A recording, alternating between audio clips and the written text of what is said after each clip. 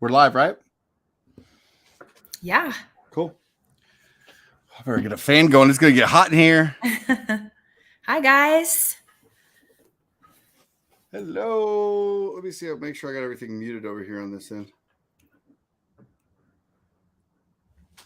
Yeah, we're liking 5 o'clock better too. Sorry to throw everybody for a loop, but we've got some UK people on here who appreciate it. Yeah, we're doing late, and it just was making for a very long work day for us. Sorry, there's going to be glare. Can't be helped if we're trying to make everybody see everything on the live art. There's going to be glare on me, but you guys aren't here to watch my beautiful face. Oh, Rochelle's on here from Italy. Where's Rochelle? Let's see.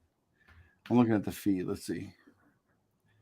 I just read her story today and sent it over to her, the PDF. It's so good. Let's see. Tracy Hoppin's up in here as always. What's up, hey, Tracy?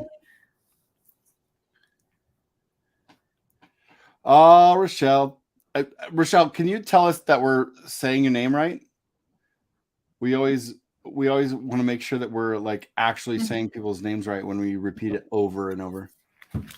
For those of you who don't know, if I'm saying it wrong, I apologize, but Rochelle has done an I Hate Fairyland, an Untold Tales of I Hate Fairyland story that's absolutely amazing. Her work is phenomenal. And we can't get enough. And hopefully we're going to put together a longer form project together in this coming year because she is a phenomenal cartoonist. Derek, what's up? Derek Hunter's in the house. I know you like my beautiful face, Derek. You know, Josh and Camille with the huge Skottie Young cover collection in their basement. They're on here. Awesome. Camille's usually in bed, so this 5 o'clock's helping her out too. Oh, nice. What's up, Camille? You have the coolest comic collection of that I've ever seen. I mean, probably because it's all me, so I love it. But yes, it's very, very cool. Let's see. I want to make sure we got this camera set up good. Got Venezuela in the house. You guys know us. We're constantly, every week is different.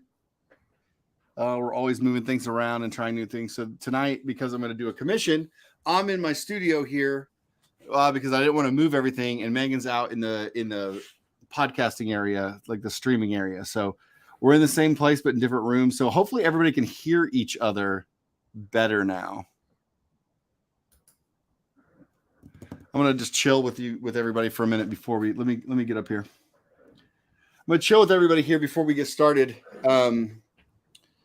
Before I get started, just let some more people roll in, and then I'll get started. I'm gonna do. You guys can see here. I sketched it out yesterday. I don't know if you can see it. It's very faint because I don't want the underdrawing to shine through on the commission. But somebody asked for, like, little baby style Snoopy and Hobbes from Calvin and Hobbes. Can you see that at all, Megan? It's very light, but yeah. You can get the general idea. But you're going to see it all come to life. So it's already sketched out. So I'm going to do some inking. I'm going to do a little watercolor on the sky and then do some marker color and colored pencil on the regular figures and see if we can't make this thing look good. Hey, Danny, I see you're going to be at WonderCon. Yep, Skottie and I will be there too. We just posted his schedule in the newsletter. You can go back and look at scottieyoung.substack.com to see his schedule for WonderCon. I'm trying to figure out a better way to put this computer so they don't see the crazy glare. I don't know that I'm going to achieve it, Megan. Yep, that's the best I can do. All right, we got a lot of people in the house so far. Yeah, Jared Hickman. There's Justin. Aaron. Hi, guys. Oh, Tracy says she loves a Wolverine variant cover out today. Thank you. I think Patch is the dumbest name ever, so I had to make fun of that. Hey, he has an eye patch. We should call him Patch. Good job. Good job. I'm probably going to get in trouble for saying that. Right. I don't know that you should do that. Coming in hot.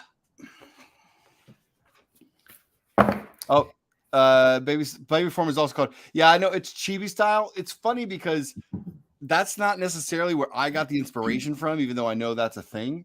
For me, it was always about peanuts and Saturday morning or Sunday comics in the paper. So I view my comics much less chibi style because I didn't grow up reading manga or watching anime. I just grew up reading comic strips. So for me, it's like taking the Marvel characters and making them into Sunday comic characters, or baby style, because in the 90s it was Baby X-Men or whatever, or X-Babies. I think it was called that. X-Babies. Can everybody hear me okay? I just want to, can you hear me okay, Megan? Yep, you sound perfect. Okay. Everybody likes your Dunder Mifflin shirt. Mifflin. Oh, How do you say I know. it? It's Mifflin? really, everybody likes The Office, but the real show that you should be watching is Parks and Rec. It's my favorite. What do you think, Megan? Should I jump in? Sure. Okay. Does anybody have any questions before I dive in and not pay attention to the screens at all? Tyler says your voice is as beautiful as ever. Oh, thank you so much, Tyler. Tyler is like the nicest. Cheers to you, Tyler. Guy. Cheers to Tyler. Always with the nice comments and uplifting.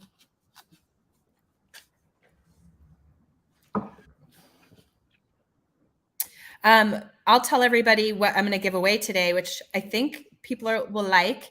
This was our sold out exclusive for Strange Academy, you guys. These aren't perfect copies, but near perfect. We just couldn't sell them, but I can't even tell you what was wrong with them now. There. Excited to give away a few of those. So keep watching. I'll tell you how to win that. And that's going to be for anybody and everybody tonight. Boom. All right. Let's see. All right. I just want to make sure once I start drawing, I'm not completely in the wacky glare of this. Let me see something. No, that doesn't help, does it? Just wonder if, Megan, when you see out there, is it just this light on better for the actual art panel?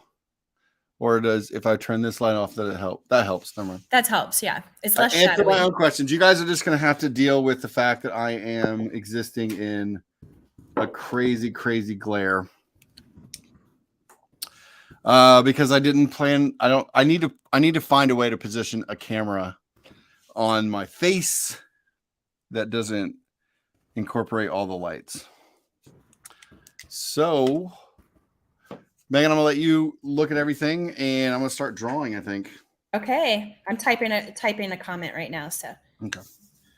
So usually when I start drawing, I want to like before like where I know my hand is like if it's steady or not. I'm just gonna start at a non-important part. No, not right at the characters, but let's start at the house. Snoopy's doghouse. Then I'm gonna. He's the flying ace, so I gonna have some bullet holes. Can everybody see all that? looks great. Okay. So right now I'm just gonna start inking the outside of. Ooh, Andrew got his stray dog slab today. Those are so awesome. Glad you got one of those, Andrew.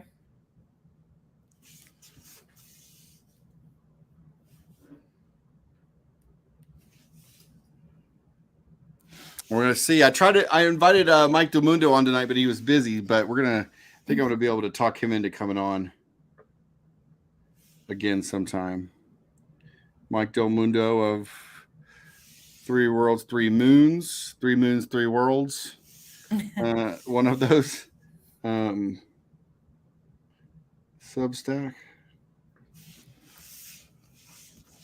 All right. So you guys can see here.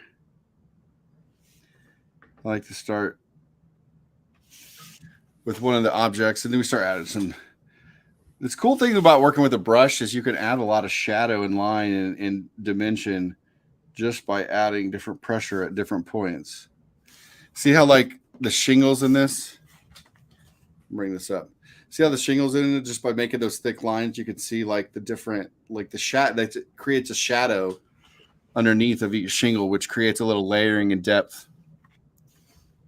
Which you guys probably didn't see that. It's probably so light you don't know where I'm going. But now we're gonna get my brush pointed out. Is anybody sketching along with Skottie tonight? I thought I saw a couple people say they were that's cool. going to draw along. Tell us in the comments if you're sketching along with him. Add some bullet holes, debris. That's cool. I love the idea of everybody coming on and drawing I know. along. It's like a free lesson.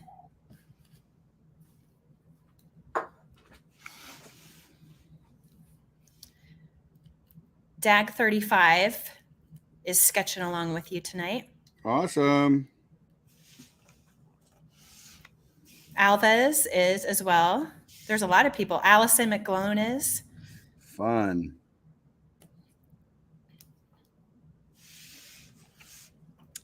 So, Sam, come on, you can find the energy. Yeah.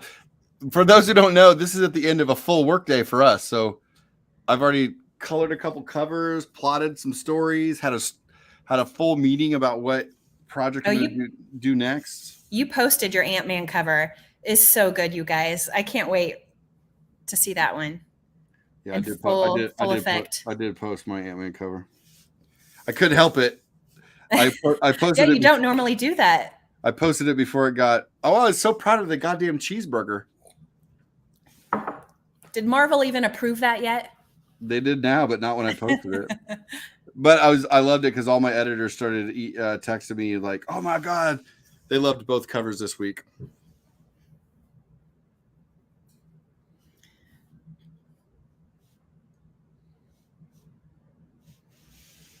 So I'm trying to decide if I put.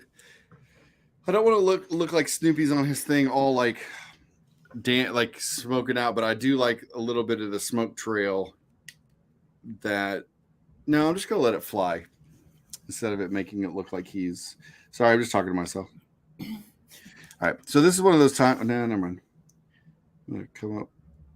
Skottie, have you ever been to MegaCon? Oh yeah. MegaCon is one of the oldest cons that I've been to. I went to MegaCon. Here's a little trivia for not trivia. Here's a little, well, I don't know, whatever. It's an extra bit of information for everybody. MegaCon was such an early con that I went to that I flew to Atlanta, and this is going to come full circle because I'm doing this Friday. I flew to Atlanta to meet up with one of my first kind of internet friends, Mark Brooks, who everybody on here probably knows Mark Brooks from his amazing covers and of various comics at Marvel over the years. But I flew there to meet up with Mark, and then Mark and I drove down to Savannah, picked up a friend of ours, and then drove down to MegaCon. Now, on the drive there or back, I can't remember which one, Mark and I basically kind of came up with the idea for our first internet site group called Lead Heavy. And where we were like, what if a bunch of us kind of that draw in the same vein? Back then, Mark was way more cartoony. Now he's like, he's such a great representational artist. It's just phenomenal. But back in the day, we're all a bunch of cartoony, crazy kids. And we were like, what if we got this site together that kind of highlighted each other, but then also kind of helped cross promote each other. And so we got back and we started a website called Lead Heavy. That site had me, Kari Randolph, Mark Brooks, John Samariva, Greg Titus, Sean Cheeks Galloway, and Sean Murphy. And at various times it had all these people. And since then, everybody that I just named has played a pretty big role in comics. But back then we were just all a bunch of kids trying to break into the business. So yeah, I've definitely been to MegaCon. That's the first con where I became really close friends with Sanford Green. Oh, cool. I love Sanford. Yeah, I met Sanford at MegaCon. So, yep, have been to MegaCon. And then I've been many years since. But, you know. We are not going to be at MegaCon this year. Someone was asking. I do not believe so. I think that's happening really soon. can't remember, but we got Planet Comic-Con coming up. We haven't officially announced, but we're planning to do Heroes. Oh yeah, Heroes Con's one of my faves. Heroes. So you guys can see, this is my little Snoopy's coming to life. What kind of pen are you using there? Somebody wants to know. So this is the Kuretake number 13 brush pen. It is, you can see it's a synthetic brush tip. I don't know if it's going to focus on it. Oh, shit. Hold on. Drop my cap. Hold on. You were dropping all kinds of stuff in there earlier. I know. I dropped my whole watercolor set and it broke. Oh. So it's a brush tip that's like a real brush. It has synthetic bristles. And then, but it has a cartridge inside that I fill with ink. So it doesn't, you don't have to dip it like a regular brush. And I have inked pretty much every comic that I've made since 2009 with this brush, 2008 maybe, with this brush. Well, not this particular one, but with this type of brush. Hey, Tracy, we haven't decided or announced officially about C2E2, but it's in the plans. Yeah, I mean we're pretty much going, right? Yeah. Well, we could soft announce, right? Soft announce. Yes, we'll be at C2E2. Yeah, I like a soft announce. Sounds so classy. Classy. C2E2 has been this last C2E2 is a little heartbreaking because it's the first C2E2 I've missed since C2E2 became a thing. But obviously it was kind of a makeup con from COVID. So it was not something that it was easy to go because, everybody was still kind of, in lockdown a little bit.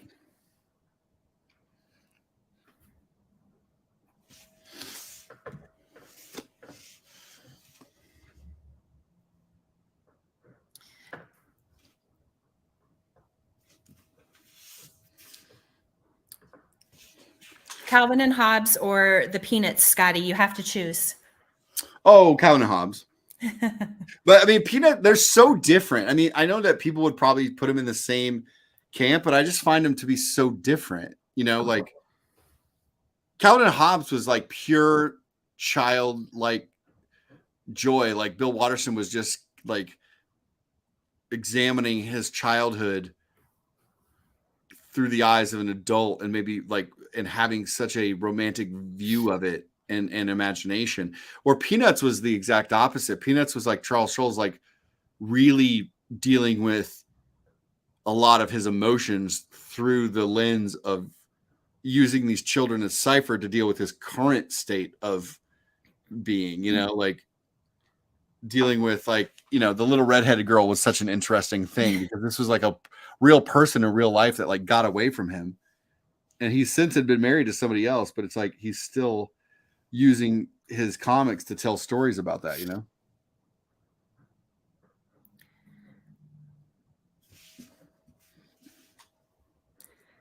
Matt says Nikki's on spring break. Man, I feel like they've been on like cruises. Yeah, all you guys do is vacation, Matt.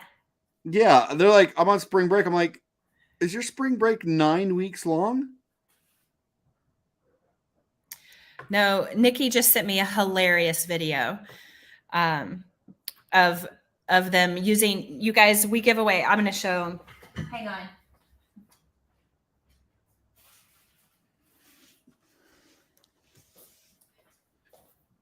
So I was getting kind of tired of stickers and I ordered these coasters that we now give away in orders. And Matt and Nikki posted a hilarious video of alternate uses for these coasters.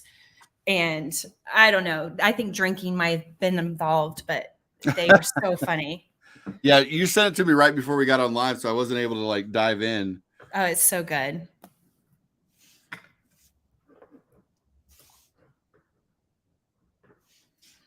All right, there's my Snoopy. Now I'm going to go in with details with pen, but I'll do that probably after the color so I don't like mock over it. Because this is going to be an experiment.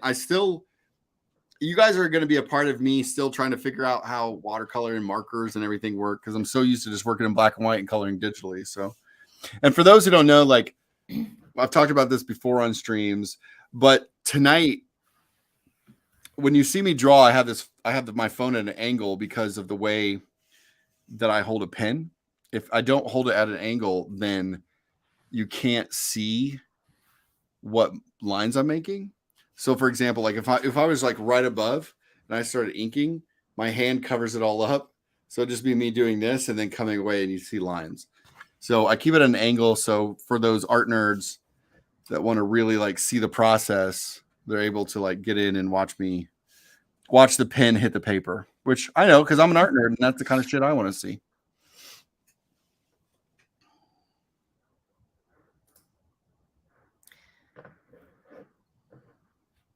Okay, guys, if you want to be entered to win a Strange Academy issue #1, in the comments, tell me your favorite character and why.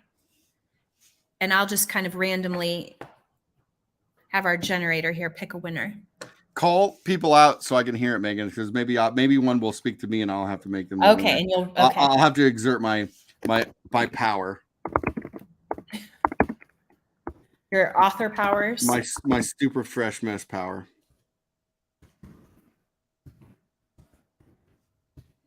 Really hard to type on this keyboard up in the air.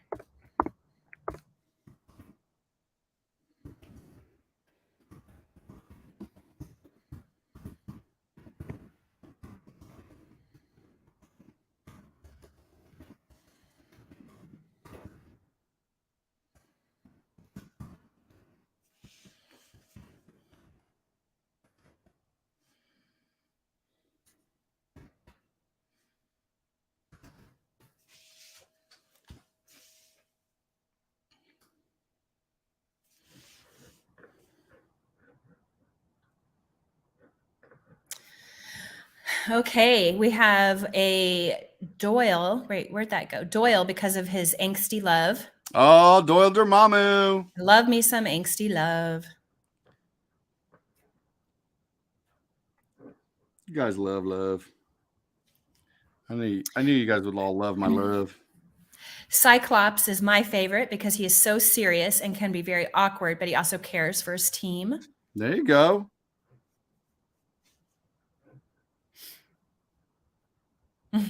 Humberto Ramos is my favorite character. He's so good, right? People don't want to. Who said that? Drunk E presents.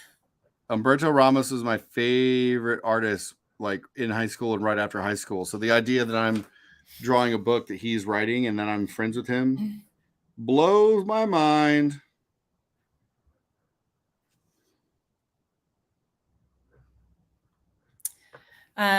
Someone says Gus because the lovable klutz is my spirit animal. There we go.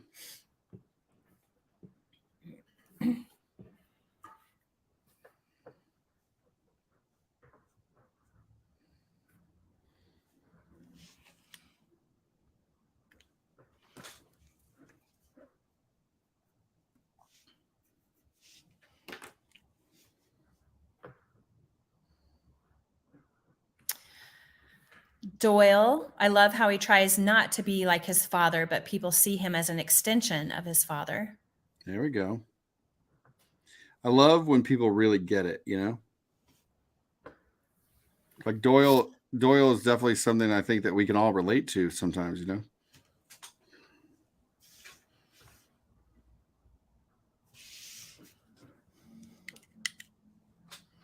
Someone said Todd McFarlane as a character. We're looking for Strange Academy characters, people. Emily Bright, she's going to have mileage in the Marvel universe. That's definitely the hope.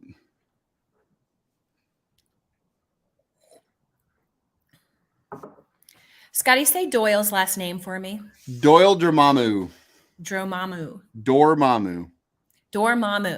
Yep. Someone says Doyle. He's like Ghost Rider with a cute, cuddly teddy bear head. Right? How great does Humberto Ramos draw Doyle?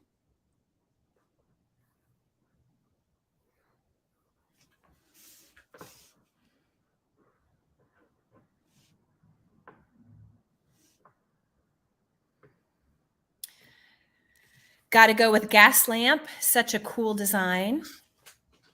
Thank you. Yeah, the design is all Umberto, but Gaslamp was a character that I was like, I want to create some new villains, and thought up Gaslamp and the idea of somebody selling like drugs, but those drugs are wishes, and they come in the form of little tiny gas lanterns. And then I loved his little like minion Poppet, who's like somebody who like lost his soul to Gaslamp and has since had his mouth sewed shut, and he has to speak through the little like gesture puppet. Oh, I love that creepy shit.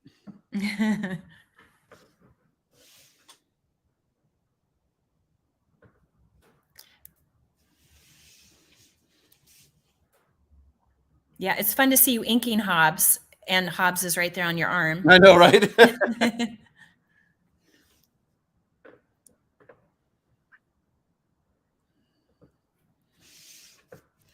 Yeah, it's weird because like when I got this request, I was like, this will be cool, but I was like, how do I do little versions of Snoopy? I mean, they're already kind of like Snoopy's already kind of little, but I was like, well, I'm up for the challenge.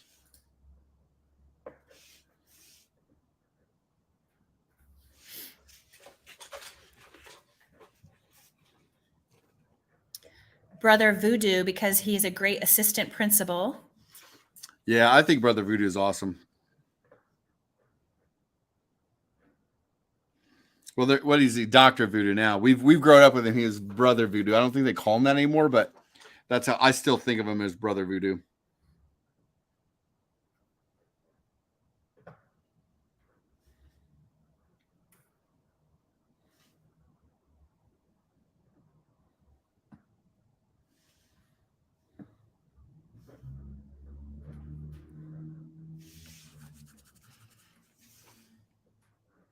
You guys can see like this thing is so light that a lot of this I'm just making up again in ink. Like you could barely see that underneath.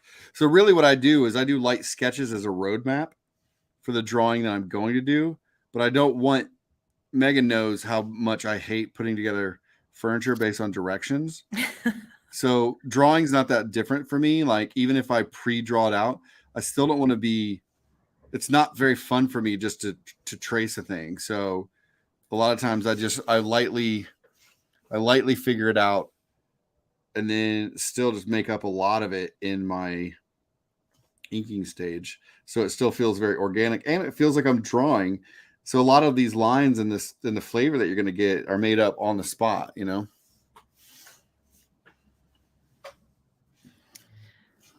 Aaron wanted to know, and he emailed me about this too.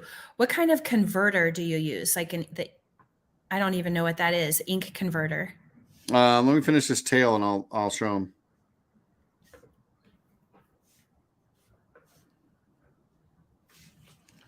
All right. So it's good timing because I just ordered a pack. Actually, Megan, you found these. I was going to throw them away. Right? Remember? These are the converters, the things that you brought in the office the other day. Were like, hey. Oh, and I was like, what are these? Can I throw them away? I was like, oh shit, I was gonna throw those away. So this brand is called Lamy, Lamy. But you can see here, see when I screw this down, see this plunger? So what you would do is you would squeeze it all the way down, dip it in ink, and then twist it back up, and it sucks the ink into the cartridge. And then you plug that into your pen, and then the cartridge releases the ink as you use it. And so these come in a pack of five. They're really cheap, inexpensive, and great, and they work really well. Right now I'm using these with Koh-i-Noor Universal Drawing Ink, but then I just ordered. It's not a bad idea if you know the ink that you like. I got the Koh-i-Noor Ultra Draw, which is this giant bottle, which is great. This thing was made for Rapidograph pens, so it's made not to dry out and gunk up. It stays pretty good for a while, so it's definitely a good pen for that. All right, we're getting close to like slopping on some watercolor here. I think I'm probably going to do the clouds, I think, because they're so faint, and I might. No, maybe I won't. Let's see. Maybe we'll try something new. And let me get a brush real quick. So for something like this, where I'm just going to do the sky color, which is going to be blue, light blue here for the sky. I'm not going to use like a great brush. This is just like a cheap piece of shit brush that I got from somewhere. But I might. Now, you know what? I need a little precision. Hold on. Mm-hmm. We'll use an old Windsor, like this is a Series 3 or Series 7's size 3 brush, Winsor Newton, which we all know is like the standard for inking comics. Real quick before I do that though, I am going to erase. I went in with a blue pencil at a few spots, and like because it was so faint, I was like, oh god, I don't know what I'm looking at. Uh-huh. Okay, while you're erasing, I'll tell everybody our first winner was picked for Strange Academy, and it's Someday Da Vinci. Someday Da Vinci, you've won a Strange Academy. Congratulations.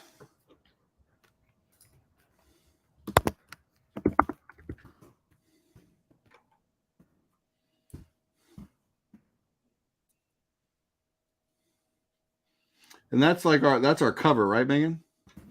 Yeah, this is our exclusive cover that, we sold a big number of them. Remember? Yeah. We sold a big number of them, and it was fun. This was our very first book we ever did for the store.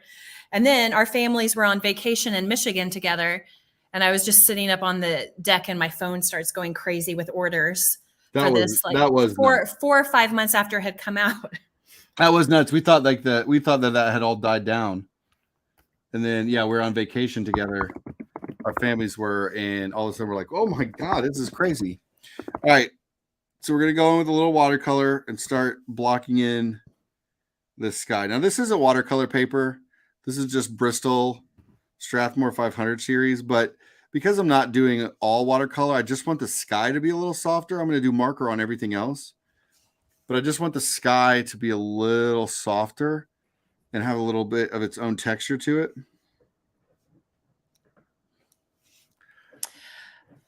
Skottie does collect. Someone's asking if you collect that your back wall looks so plain. Oh, you want to explain? Yeah, that back wall was covered in art, but I used... And it looked so awesome. Right. I used some poster putty, but what happened is my office is so hot. It's insulated to be soundproof, and it's so hot that I would come in here each day, and then more and more of it's just like the tackiness wasn't working. And so I'd come in here more and more each day, and my artwork is falling off the wall. So I have a great wall behind here that nobody sees that has a bunch of paintings and really cool, like a gallery wall, but you can't see that. It's off camera now. Once we get everything finalized, we're still, this is our second year. We're in like at the beginnings of our second year in this space, but we're still like moved in and we're super busy, and it was still in the middle of a pandemic. So we decided to have a party last Friday night. Last minute, we decided we were going to have a party here. And I just started decorating and throwing stuff up on the wall. It looks good. Yeah, you killed that. I did good. This is one of those times where I wish we had like a remote camera floating around the office while we're live, like Casey up here. Oh yeah. Like remote viewing everything. People want to see the gallery wall. I can show them that. There's King in Black, Prophet. This is all of our exclusive covers and our prints that we've done for the store. Here.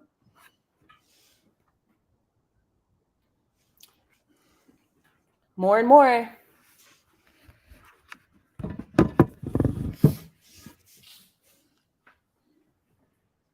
Have Spider-Man up there pretty soon. Yeah, Megan started putting that wall together when we first moved and did our first.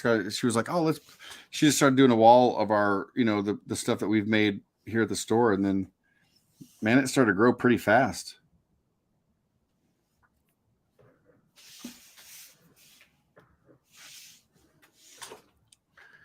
Can everybody see? Okay. Yep. What kind of watercolors do you use? It's like those little cake ones. For those who know, I don't even know what brand it is. It's maybe a Winder Newton or something like that. I don't know. It's Katie Cook, the artist Katie Cook. I usually use this like Winsor Newton set of like tube watercolors, but Winsor Newton also makes like a cake, like a traveling style, like the little things that they look like little solid, well, cakes, like little loaves of bread in sort of a case. And you just get them, you activate them with water. And I was looking for some skin tones things one time, and Katie Cook sent me a whole set that had like some great things that she uses for skin tones. So I've been using this set for years now. This one that Katie sent me. If you guys don't know Katie, you should go check her out. She's amazing. And then for markers, I'm going to be using Copic. I just got a kind of newer set. And then I'll also go in with some colored pencils after everything, because it's fun to get some of those textures that you get from colored pencil as some detailing and shading. So it's kind of a definitely multimedia scenario. Somebody wants to know if you're going to watch Moon Knight when it comes out. Of course. Looks great. I love Oscar Isaacs. He's awesome. When we're also going to do a fun, super limited release print of Skottie's 2014 cover. Oh yeah. So that's going to be fun. I'm sure you printed that at the time. But yeah, a while. Yeah, I think I've done a print of that, but yeah, it's been definitely a while.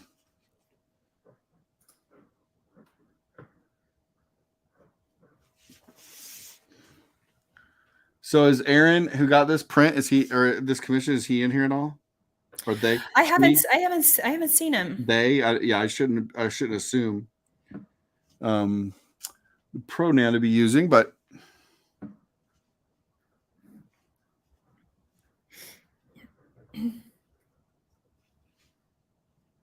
almost done with the sky. Then we'll just need to let that dry. This is going way faster than I thought it would go tonight. I thought it was going to take forever.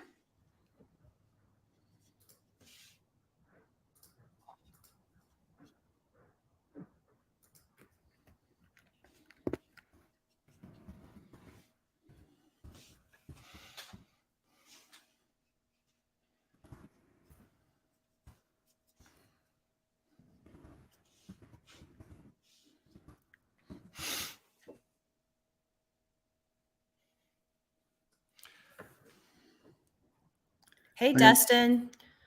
Dustin's on here. Hey, Dustin. You know what, Megan? What? Should we bring Dustin on? Just throw it at him? Yeah, what do you think? Dustin, you can message me if you're cool with coming on.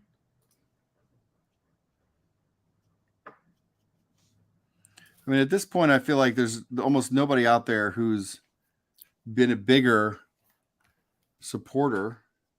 He's got a lot of kids. He might be up in dinner time. Yeah, I was gonna say he might be. That's why I wanted to just say, we'll just throw it out there, and he doesn't have to stay on the whole time. He can come in and say hi. It's kind of the fun thing that we do.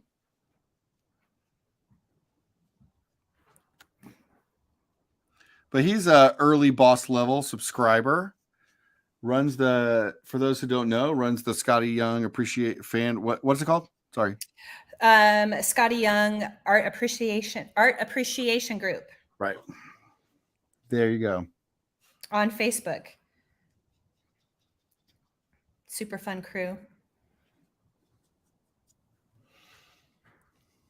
Oh, he's heading to church. All right, Dustin. Next time, buddy.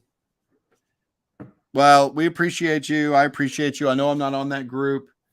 Too busy making the comics, but I do appreciate. I appreciate that it exists, and I appreciate your support a lot. For sure.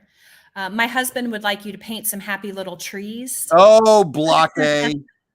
Block A, I will paint some trees if you have some ribeyes for me in case. Hey, babe. Ready after this. All right.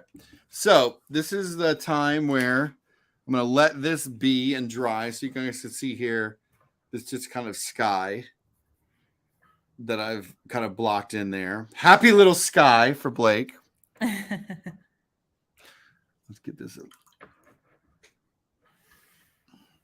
I can get the water on the edges and just kind of reactivate some of that watercolor and fade out those edges so they're not so defined. So there we go. We're going to let this dry before I go back in with some ink and some markers. So while we're doing that, now I can chill for a second. Cool. Put me back up here. All right. Is everybody behaving tonight, Megan? Yeah, everybody's on good behavior. It's just about to pick our next winner here. So Okay.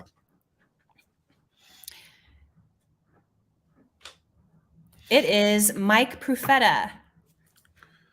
Congratulations, Mike. I'm gonna take there we go. I'm gonna take the boop. There we go. Take our art off while it's drying. Nobody needs that up while it's just drying. Let me see if anybody's who's up here. All right. If anybody, you haven't seen my food in here or anything, right? Nope. God damn it, Jim. Well, it is. What's Portland? 1 hour behind us or 2? 1? 2. Is Portland 2? Portland's Pacific time. Yeah. Is it? Yeah. So it's only 3:42 there. Yeah, he should be working. Everybody's loving the gym drop-ins. Let me see. Text Jim my food. What do you want to say? Working on a commission live. Do you want to join in? Okay, I'll send this.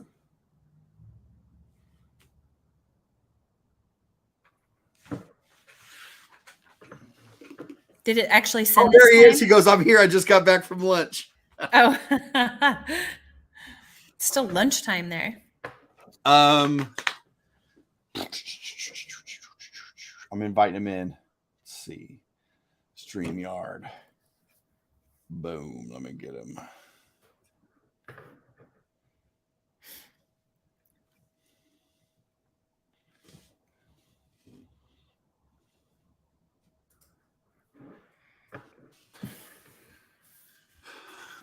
I wonder if Stegman. Do you think Stegman wants to join? I don't know. He says Jim needs 5 minutes. He needs to go put clothes on. Probably.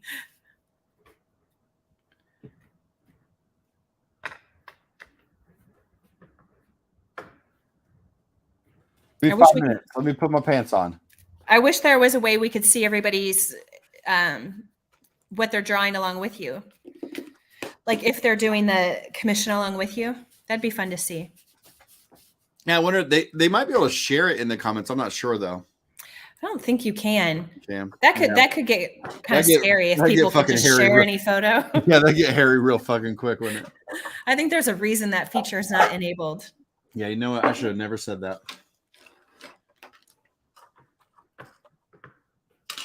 I should have never said that.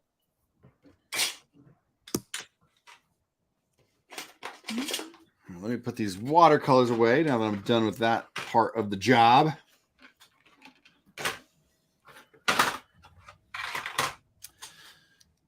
Did you ask Ryan if he was going to come on? I did. Yeah, I sent him an invite. See if he wants to join.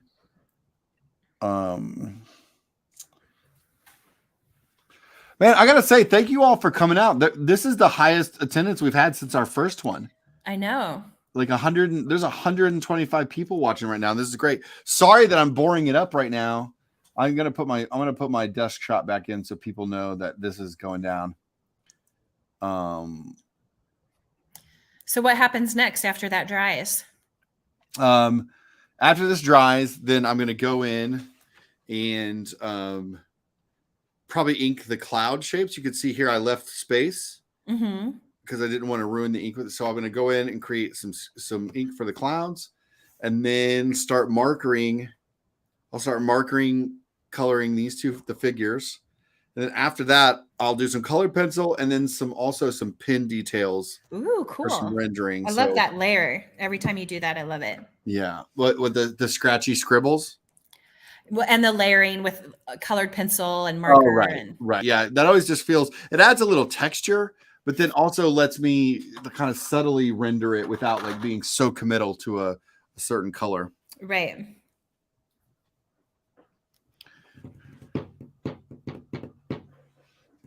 There are some really fun commissions coming up. Some of these on the list are just hysterical. We do have some good ones. All right, let's see. We might be able to jump in here and see what we've got going on. So you can see now where we've got this going on. Then I'm going to go in and start creating my fun. Didn't Alex Ross, Bob Ross call them happy clouds too? Happy little clouds, probably. Yeah. Here's Blake's happy clouds.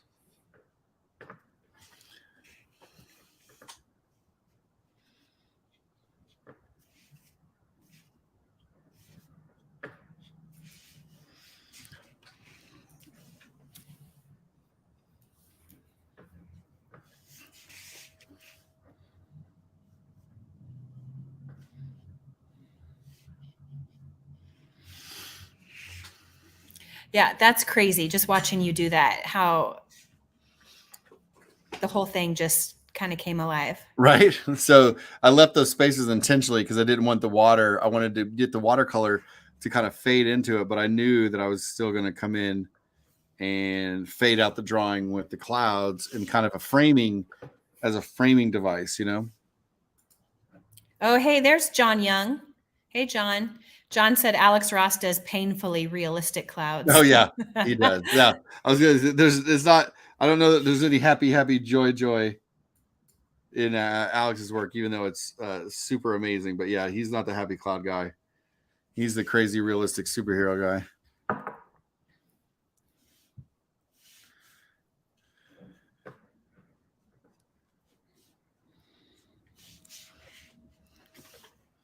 So you can see here, just kind of creating like a little bit of a framing mechanism here.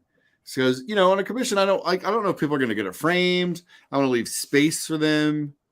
So I just kind of always make sure that I have kind of like, it's a little bit of a floating. Awesome. Christina asked about your commission process. And it really varies, Christina. What he's working on now is a list we opened in May of 2021. And I think we took about 20 spots.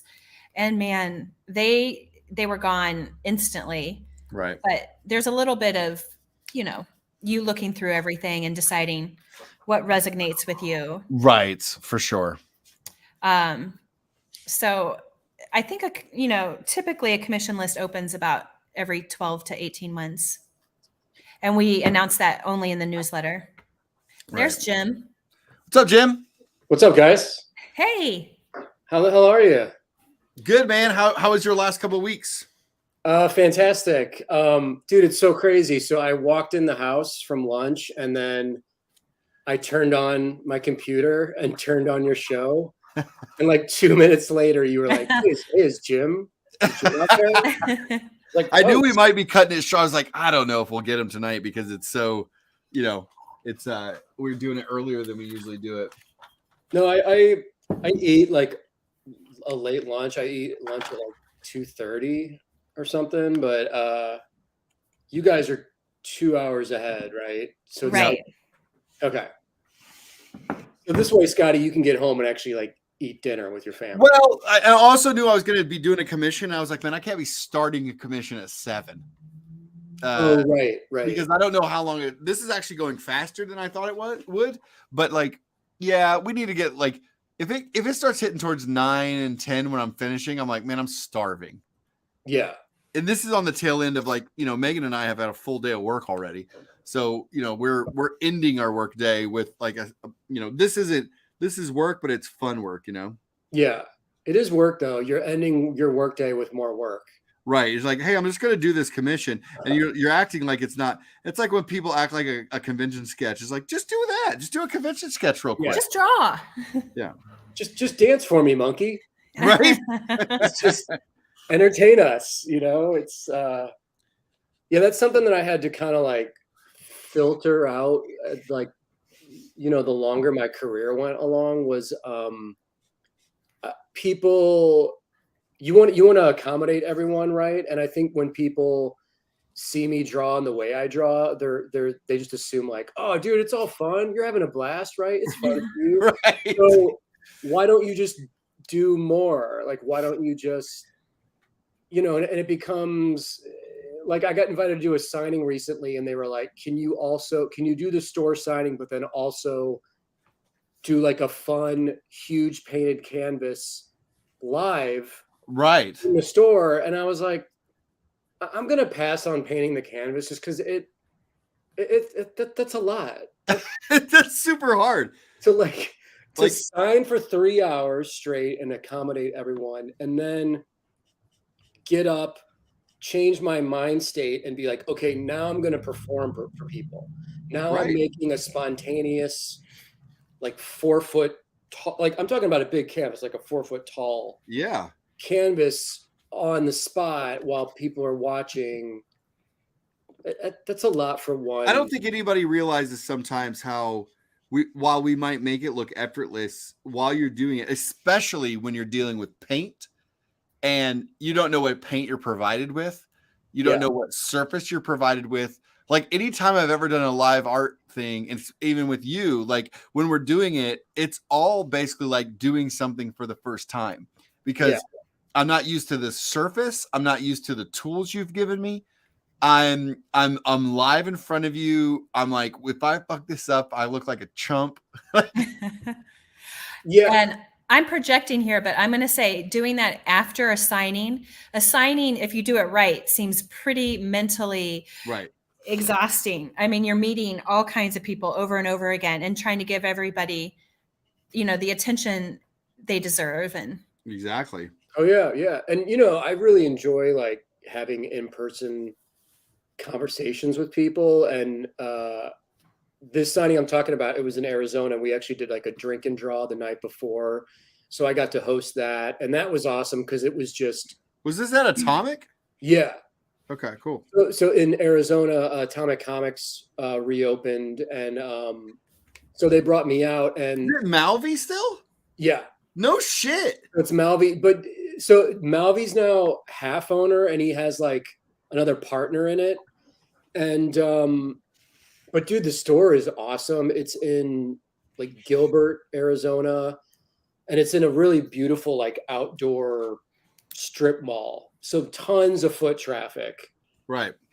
And the store looks great. Everything's brand new. is Alex? We have Alex on here from Atomic Comics. I see him in the comments over here.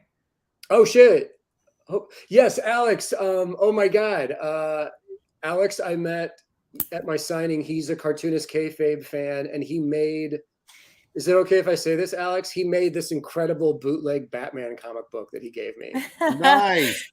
Yeah, he said, "I hope you like the Batman book." He's picking up Girl Scouts today. Oh, cool! Thanks, man. Yeah, it's around here somewhere. But yeah, Alex and I got to chat for a long time at the signing. He's a good dude and an awesome cartoonist, and made this he gave me a packet of books of like a bootleg fucked up Batman comic that he did, and then a bunch of other like mini comics and total DIY style kind That's of stuff. awesome.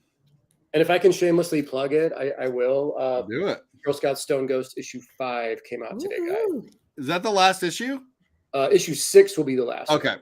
I didn't know if you're That's my cover, and then man, this Brandon Graham variant cover is so hold on. insane. Megan, could you put Jim big?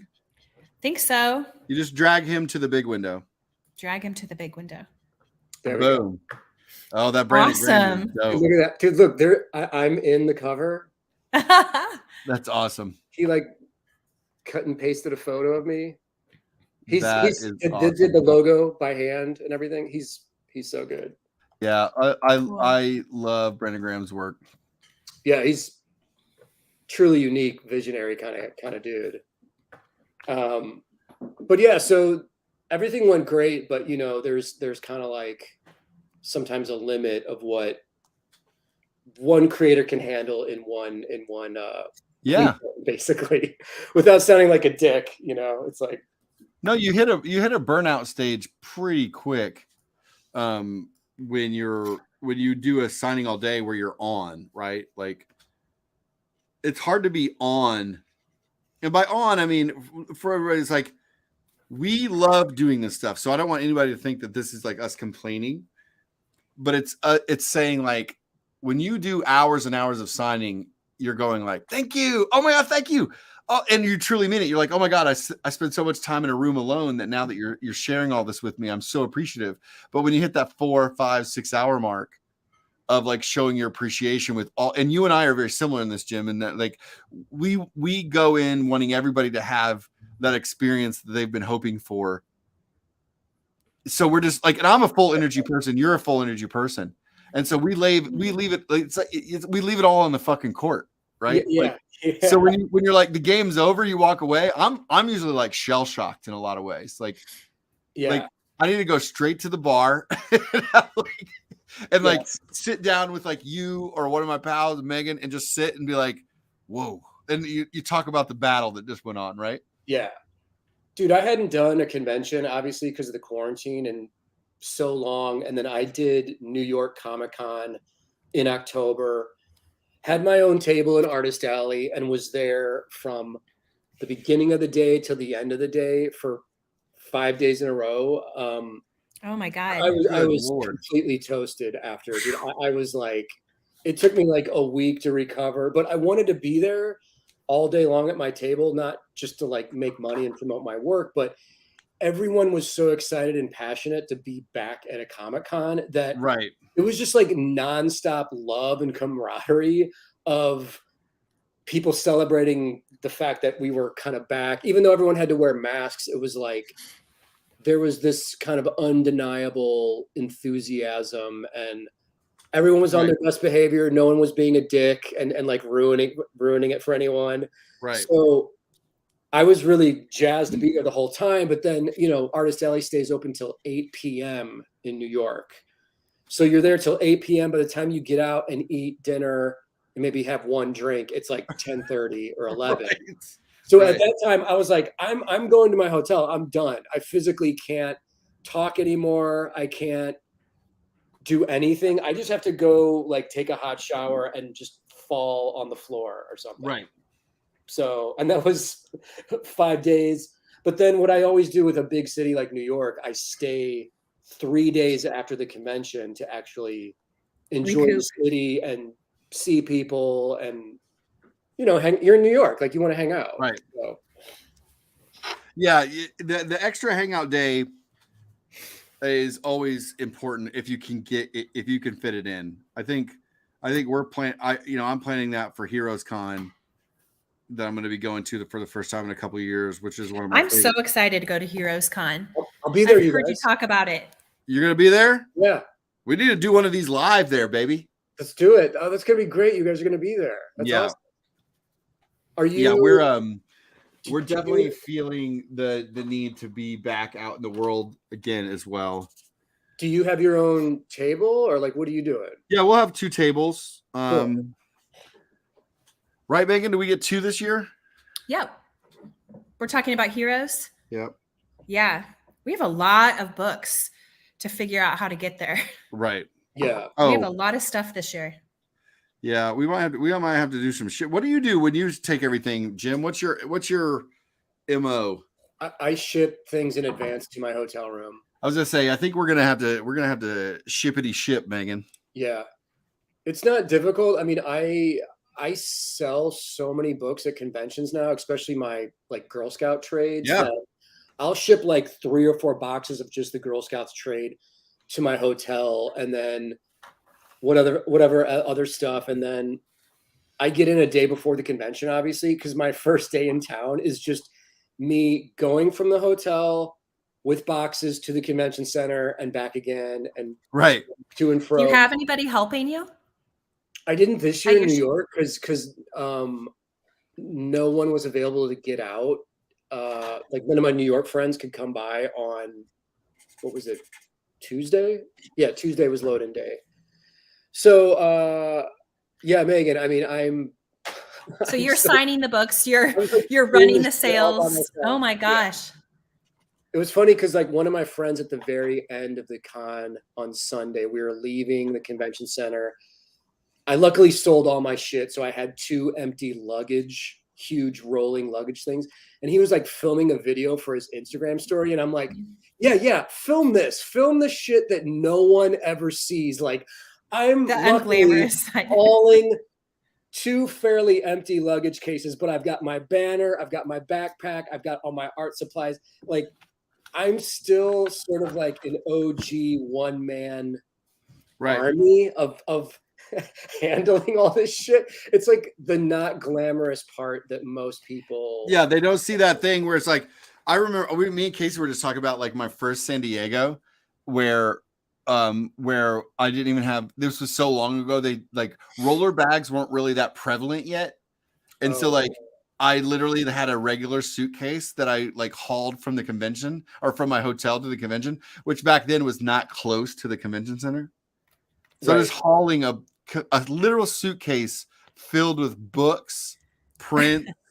Oh, it was so janky. It was madness. Yeah, for future New York though, I definitely need like an assistant. That's a show that's just It's hard to It's too crazy. maneuver.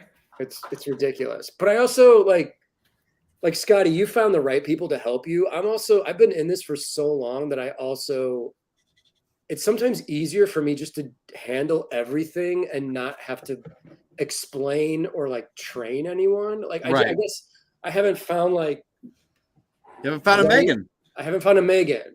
Yeah, it's like Oh, I had no idea what I was doing for a little bit of time. okay. In fact, C2E2 was my first actual convention by myself. Shit. And I had stuff shipped there and it was mismarked. And I was in the bowels of the convention center like an hour before start time. I totally forgot Searching about that. through crates and boxes, just covered in dirt. And then I had to get back upstairs. And I totally forgot about that, Megan. Like, yeah, that's because you were having a leisurely breakfast. Oh, you know what? Let's calm it down. Let's cut that part out. You see what happened? Cut that. That's what you pay me to do now. Producers, cut that. Good thing this isn't live. Yeah. Hey Megan, I had a question. Yeah. So you guys have done the thing. I've never done this, but you ship your product directly to the convention center and have to deal with like Teamsters and the unions. Image will ship I'll just tell them order this many and have them sent straight for me to the convention. Okay. So that's what I do for his image books. And then, so everything is together with the image inventory, and then you just have to do the work to find out where that is. It's supposed to be sitting on your table when you get there. You tell them the table number. Yeah. When you It's tell them the supposed to be table sitting number, on your table number. Yeah, they usually will have them at your table number. Okay. But if that isn't the case, then you have to hunt your shit down. Yeah, but it's almost, I will say that it's unfortunate that Megan's first time was that, but it's usually not that. Like, they've always had it pretty solidly in like handle. For sure, totally. Okay. Yeah. Yeah, I've never done that. Maybe I'll try that. If Image offers it. I mean, they won't offer it like a show like Heroes Con because they're not going to be there, obviously, but Right. Yeah, that's usually you just finding out, like, just getting your own shit there, It's weird. Yeah, but I think that for Emerald City and actually all the Reed Pop shows and actually, I'm not sure. I think you may be able to have Image drop ship stuff to a convention no matter where you're at. But I don't know that Heroes has, because does Heroes have like the whole union setup? I don't know. I don't know. Heroes is so DIY because it's still owned by Shelton that Right. I think once you show up, it's like, hey, do whatever you want to do. This is this is all on you. So Right. I'm excited to get out there and see everybody, man. It's gonna be. I know. I missed that show probably more than anything. That's the artist hangout show. It is 100. That's where you see all your best friends from the industry, and it just like the convention is almost a side thought. The actual show is the hanging out after the show, basically. Right. You know. Yeah. I mean, Heroes is where you and I were like just chilling at the shop on that Sunday, and like fucking Bill Sienkiewicz rolls up. It's like, hey, Jim, Skottie, and you and I were like, Yeah. I still have a photo of us from that. I know we're totally fanboying out, trying to act Yeah. like it's super normal. That Bill Sienkiewicz is like, "Hey guys," and I was like, "You know my name, Man, the Grandmaster. The Grandmaster. I'm shameless. Like I always get photos with him whenever I see him, just because we're like buddies now. But the Yeah. fact that I know him and he will acknowledge me, I mean that is a trip, dude. I mean, there's certain artists and writers that you have to, you know, you got to admit, like becoming friends with them after being in the industry. Oh, it's bonkers." It still trips you out, right? Yeah, Sienkiewicz is one. I had one time in New York, Walt Simonson swung by my table. It was like, "Hey, Skottie, just wanted to say hi," and I was like most people I've at least become friends with, but Walt was just somebody who we became Facebook friends and we talk every now and then. But he just like said hi, and I was like, Yeah. Greg Capullo, same thing. Like, Yeah. I'm like, what? I mean, clearly, like right now, I'm writing Strange Academy, which is with Umberto, and that's still to this day. I mean, I know he doesn't like me to say it, but to this day, it still trips me the fuck out. Oh yeah, man. Yeah. That this dude that I loved when I was in high school and after is drawing a book that I write. Yeah. You How know? awesome is that? That's amazing. It's unbelievable. Like I learned how to do this from like watching him, Yeah. And so like the idea that now like I'm writing words that he's turning into brilliant illustrations, it's like my brain has such a hard time wrapping its head around that. It's amazing, man. Yeah. So my last Girl Scout series, the Magic Socks one from 3 years ago, you did the variant cover for issue 1. I convinced Sienkiewicz to do the variant for issue 2. I remember that. Which just getting him to agree to do it, I feel like that's still one of the crown jewels in my entire career. Yeah. But he let me know like right away. He's like, I need like 6 months to do it, and you're gonna have to like be my editor and annoy me and remind me to turn it in because I'm so busy. Like I will screw this up and I don't want to screw it up. Right. So he's obviously one of my heroes, but it got to the point where I was literally like emailing him or he's a Facebook guy. So I was Facebook messaging him like, hey, Bill, 1 week left to turn in the cover. He's like, I got you. No problem. Right. Bill, 4 more days left for the cover. He's like, here's the line art. Check it out. I'm like, oh shit, it looks incredible. Bill, 2 more days until the cover's due. Can you get it? He's like, yeah. I'm going to fully paint it for you. Not digital, analog painting, full painting. Analog Holy painting. shit. The morning the cover's due, man, I send him a message, and like an hour later, he sends me the file, and it's this gorgeous. Right. I wish I had it in front of me, but it's this gorgeous, fully painted Bill Sienkiewicz image of my characters. Right. I was like, oh shit, I can sort of retire after this. Yeah, you're done, right? Like you're just like, holy shit, this happened. So I'm good, right? Like I'm done. Yeah, you don't need Box checked. Yeah, you don't need to do any more work past that. Yeah. That's a little how I felt. Yeah, he did a Fairyland cover. He did a Fairyland cover for us as well, and I also felt the same thing. I was like, oh my god, like I did have to play a little bit of the editor role to like get this thing in, because like you said, it's like the morning it's due. He's one of those guys. Yeah. It's funny, But you know what? It's like you just accept it because you're like, yeah, you get to be one of those guys. Yeah. It's funny to gauge like how different all artists are with like their approach and their way of dealing with deadlines and work. Like everyone's different, and um it's interesting to meet like a guy like Sienkiewicz who's like, yeah, I'm literally going to turn this in the hour before it's due. Right. And there's been other guys, friends of mine, that have done variants that are like, here it is 2 weeks before you need it, or Wow. responsible. Like they know they have a schedule. They know how long it takes them to produce things, but Right. there's nothing wrong with it. It's just interesting to know like everyone's approach is slightly different. Yep. And I'm going to pretend that I had it done 2 weeks in advance, but You- probably do it the morning of. No, I mean, the 2 covers you've rocked for me were done with plenty of time. Actually, yeah, you know what? This last one we definitely had a lot more time. I made sure, because actually Megan's definitely helped me stay way more on schedule, and especially these where they're exclusives for our company here. I've definitely made sure that we stay on, because we got to go to print. Oh, sure. Megan, do you give Skottie fake deadlines like publishers do because they know that artists are fuck ups? So like, I've been working with Image long enough that I know the deadlines they give all us artists are not the actual deadline. Yeah, Right. They're fudging their deadlines. I fudge it a little bit when I give it to Skottie. So there's plenty of buffer in there, I think. Well, then I will reach out and be like, okay, what's the drop dead?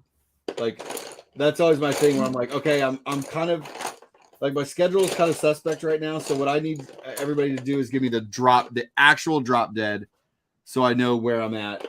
Yeah. Really, not where you guys want me to be, but like equal to where my current schedule actually is.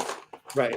So the drop dead's usually the one that helps me a little bit more. Jim, do you often do commissions, or do you keep a commission list? I do. I'm working with an art dealer, Inky Knuckles. You guys can check him out on Instagram, Inky Knuckles Art. And I actually just closed my list. And can I show you my latest batch of commissions? Yeah, please, for sure. I'm gonna make you big. Can you make Jim big on there? I did. Okay. I'm just getting ready to like ship these out. They're literally right here. So it's funny you asked about them. Skottie, I think I showed this last. That was the Akira one. Yeah. Oh my gosh. Awesome. Hellboy. Yes. Wow. This is Belit Pirate Queen. I don't really know this character. That's dope though. Do you do 11 by 14, or what size are those? These are 9 by 12. 9 by 12. I'll do. This is the black and white Batman I showed last time I finished it. Yeah, that very cool. Turned out great, dude. These are 9 by 12, and then these are 11 by 17. I have. This is another Batman. Awesome. Love it. Batman, like in the woods or something. He's like on a tree trunk. Very cool. And then speaking of Sienkiewicz, Electra Assassin. Fuck yeah. I love your choice. So you have all the Electra Assassin characters actually up here. So there's Garrett. And with stuff like this, like I don't really ask the collectors, but obviously I'm just making the Electra I want to draw. So it's not like her costume really, but it's Electra. Right. Yeah. Right. Well, we make sure that like my commissions are my discretion. Like I pick the ones that I want to. It's not like first come first serve. I literally was like, think about what you're picking, because I'm going to pick what I want to draw, like what I want to spend time drawing. Yeah. And then past that, it's also going to be, I'm not going to take a bunch of art direction. Like, okay, I want this and this and on a building and da. Like, I'm like, the commissions for me are about like a chance to have some fun. Yeah. And getting inspiration from their favorite people, but for things that I don't normally do. Yep. So it's nice, but I will be like, nah, I want them on top of a building, jumping off and then doing the thing. And, and I'm like, nah, they're going to be doing this. Yeah, and but with you and I, dude, we have such distinct styles and approaches that when people are going to pay money for our work, I think that they know what they're investing in. Like they know what they're getting involved in. It's not going to be like something so specific for me. It's just like, yeah, you want Batman, it's going to be the Batman that I want to draw, Exactly. Speaking of Batman, Jim, have you seen Batman? I haven't seen it yet. Did you see it? Yeah, Megan saw it, and then I took my oldest son to see it. Shit. Okay. I started it. I went to like an 8:00 show, so I was there till like 2 a.m. Yeah, it's 3 hours long, dude.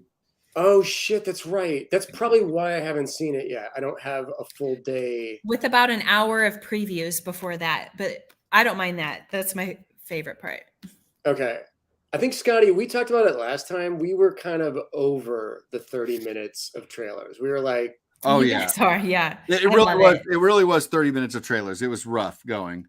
And even my son was like, when is this going to start? Did your son, he's old enough that he can sit through a 3-hour movie? Yeah, he's 12. So he's good. My youngest, no. Like, and even back, I like leading into it, Baxter said, like, this is going to be the longest movie I've ever been in the theaters to watch. So he was very aware of like what he was getting ready to get into. It's like a challenge. It was. I mean, I really dug it. I don't know what the general consensus is. I don't pay attention. There were 10 different times I thought the movie was surely over. And then. Well, you went into it not knowing that it was 3 hours. Yes. Because I had texted you later and I was like, did you guys get home at 2 a.m? You were like, did not know it was 3 hours. Damn. Yeah. So should I see it in the theater though? Is it worth? Yeah. Yes. I mean, it's definitely definitely a very pretty movie for sure. Okay. There's some things now that we're all so spoiled now that I'm like, I'll just wait for that to be on streaming. It's fine. Oh, right. But there's other movies, obviously, that you know, like I didn't see Dune in the theater, even though I probably should have. That one you definitely should have. But it showed up on HBO Max right away, and I'm like, I'm just gonna kick it on a Sunday night and watch it at home. Well, I gotta tell you, that one I loved seeing in the theater because it just was beautiful, but also how dope it was for the first time ever to go to the theater, see a movie, and then directly go home and watch it again. Oh, wow. I didn't even think about that. Yeah. So I got to watch it in the theater and then I was like, man, I like this movie. And then just went home and was like, cool, let's just watch it again. Wow. Okay. Yeah. At your leisure. Yep. Yeah. And pause it for dinner or whatever. Wow. It was pretty dope. But yeah, I would say Batman's definitely worth seeing in the theater, I think. Okay, cool. What do you say, Megan? Yes. And our Pat says Batman was really good. I had my doubts. But he was awesome. I mean, it definitely was emo Batman. Like, hold on, real quick, hold on. Sharpening colored pencils. Okay. I mean, he's definitely it's, Bruce Wayne has only been in this like 2 years, wouldn't you say now? In the movie study? Yeah, it definitely says it's been 2 years. So it's young Bruce Wayne. It's kind of like Batman Year One, Jim. That's what someone told me without spoiling it. They're like, it's basically Batman Year One and Batman The Long Halloween. A little bit of a combo of both. I will say, it definitely made the Batman universe seem a lot scarier than I've ever been, ever seen. Oh, cool. I like that. Because the Riddler is I've never found the Riddler to be, I think he's cool, but it's like, I've never found the Riddler to be particularly terrifying. Yeah. Oh God. Yeah. But the Riddler here is fucking scary. Okay. I like that. That's cool. Yeah. It was cool. There's a lot of rain in the movie. Like everything is just wet all the time. It is very wet. Okay. These are all things I love. Rain, psycho, bad guys. Yeah, it really is like I said, the Riddler is the first time you're like, oh, what a scary, psychotic character. Like they've always said, I mean, they've always had Arkham as a part of it, but you're like, none of these people seem, I mean, they seem like cartoony crazy. Right. But then when you actually see some of this, you're like, whoa, this is nuts.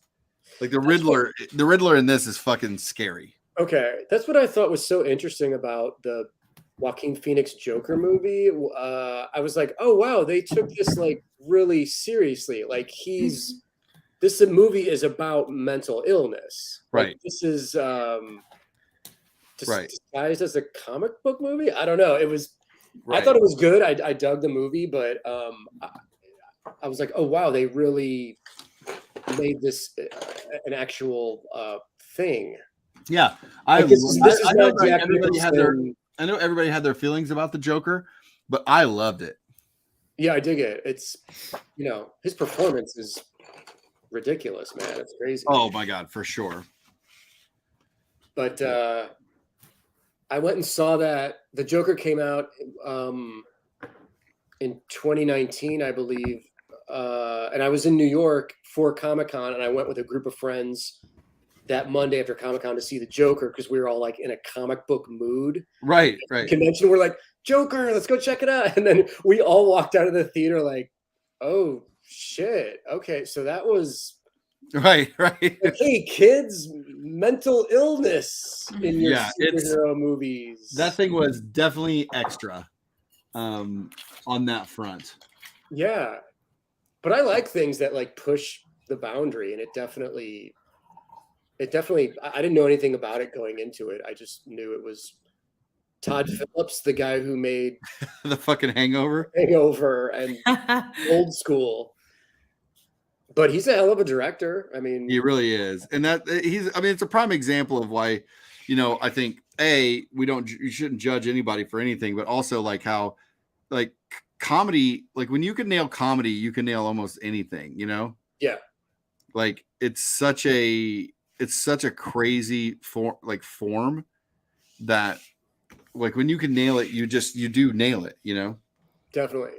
Skottie, are you using Japanese sumi? I was just going to ask. This is honestly, it's one of the Pentel, the Pentel brushes. Yeah, that have the gray barrels. Yeah, I use those all the time. Yeah, there's a white version. Shit, I didn't know that. I know. I didn't know either. I forget where I found it. It might have been Amazon. It came up in the suggestion, and I was like, "What?" And so I got it, and it's fucking awesome because Jim, how hard it is to find opaque white. Oh yeah. Without getting out pro white, and then you got to clean your brushes, and you're like, God, this is the hassle of trying to add white to any piece. It gets just annoying. Yeah. No, I need to get one of those because I normally use just the basic like whiteout pen. And I have that too, like the Pesco or which one? The Blue Barrel one? Presto. Presto is my preferred brand, and then I also use the you probably know this, Skottie, the Posca. Oh yeah. I just had Megan just ordered me a bunch because I'm gonna do some I love ordering all these things. Oh, yeah. Sweet. So fun. A full set. Full set of the skinnies. These are the skinny ones. Yeah, because I like every now and then when I do remarks or signings, I want to be able to do them like with like precision and paint instead of like Sharpies all the time. Definitely. I'm gonna have you do some like really super cool remarks with these. Yeah, I think they come out really good. But this one's really great. Like I also use like the Uniball. There's a Uniball gel pen, but it doesn't seem to like stay as long as I haven't had great luck with those gel pen. Yeah, they're not the best. But that one's awesome. That one looks great. Yeah, this like anything else, you got to just make sure that you're constantly kind of like the white will like stay out a little too long, so you want to constantly kind of make sure that you're making sure there's not like it's not too blobby. Right. But yeah. So now I'm getting to the let's get on my shirt. I'm getting close to the place where I'm going to start adding in my last little bit of for those still watching the commission, probably adding in my last little bit of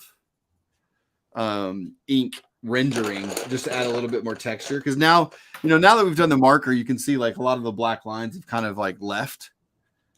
So Yep. sometimes I like to thicken it up a little bit, but Nice. then you go in with like a nice. I just got a couple of boxes of them, but like you go in with some nice microns. I love pen talk. Right? Me too, Oh, Christina. who's that, Christina? She Yeah. loves pen talk. So yeah, just go in with a nice micron.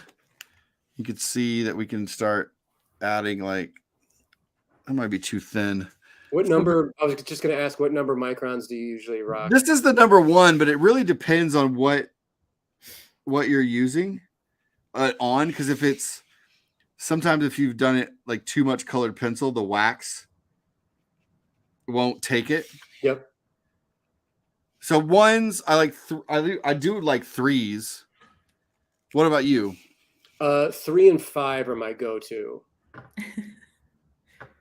Just to get specific, but 3, the thinness of that basically does everything I need as far as like small, minute detail goes. Because if I'm doing anything smaller than that, it's like it's gonna disappear. It's gonna get too much, man, when it prints. Like that's like super minute detail. Right. If you're going black and white, if you're just doing black and white, sometimes the 3s can work or the 1s can work. But yeah, like on this one, like where I want it to pop out more and actually like show up, the one is I tried the 1, but it's a little too thin. Yeah. This is where I start feeling like I'm like a editorial cartoonist, because they're my favorite version of cartoonist rendering. Yep. Where they're not worried about like the preciousness that we've gotten to with comic books. Yep. They're just like, man, I'm just gonna get in here and fucking scribble, Yes. Like what's the guy's name who does Mother Goose and Grimm? I'm not sure of that one. I'm really like a McNally guy. McNally. Mm-hmm. And then a Borgman's fucking awesome. Oh yeah. I mean Zitz is really good, but like the stuff where he like his actual cartooning is fucking phenomenal as well. Jim Borgman. Yes.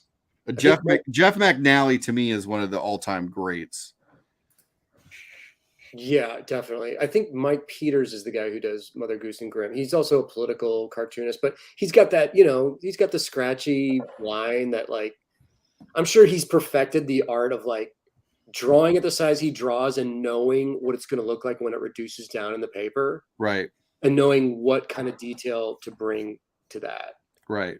Have you ever drawn Powerpuff Girls, Skottie? Man, I don't think I ever have. They're like there's characters that I always say have a death device cooked in that it's almost impossible to draw them without it looking like the person who created them. Yeah. Like put your own style on it. Hellboy is one of those characters. Like you try to draw Hellboy, you're gonna blow up because it's gonna look like you're ripping off Mike. Like there's a death device cooked in it, Yeah. Yeah, I actually had trouble with that Hellboy commission because of what you just said. It's like his head has to look like a Mignola version of the head, or it doesn't work. Yeah, if you go too far away from it, you're like, what's the point? This isn't Hellboy anymore, right? Right. And then there's other characters that are like, Spidey, Batman, where every artist can just interpret it their own way. Exactly. You can add any shape you want to that, and it looks right. Yeah. So there's for people who can't see yet. Let's see. Awesome. You kind of see like the rendering has now come to light.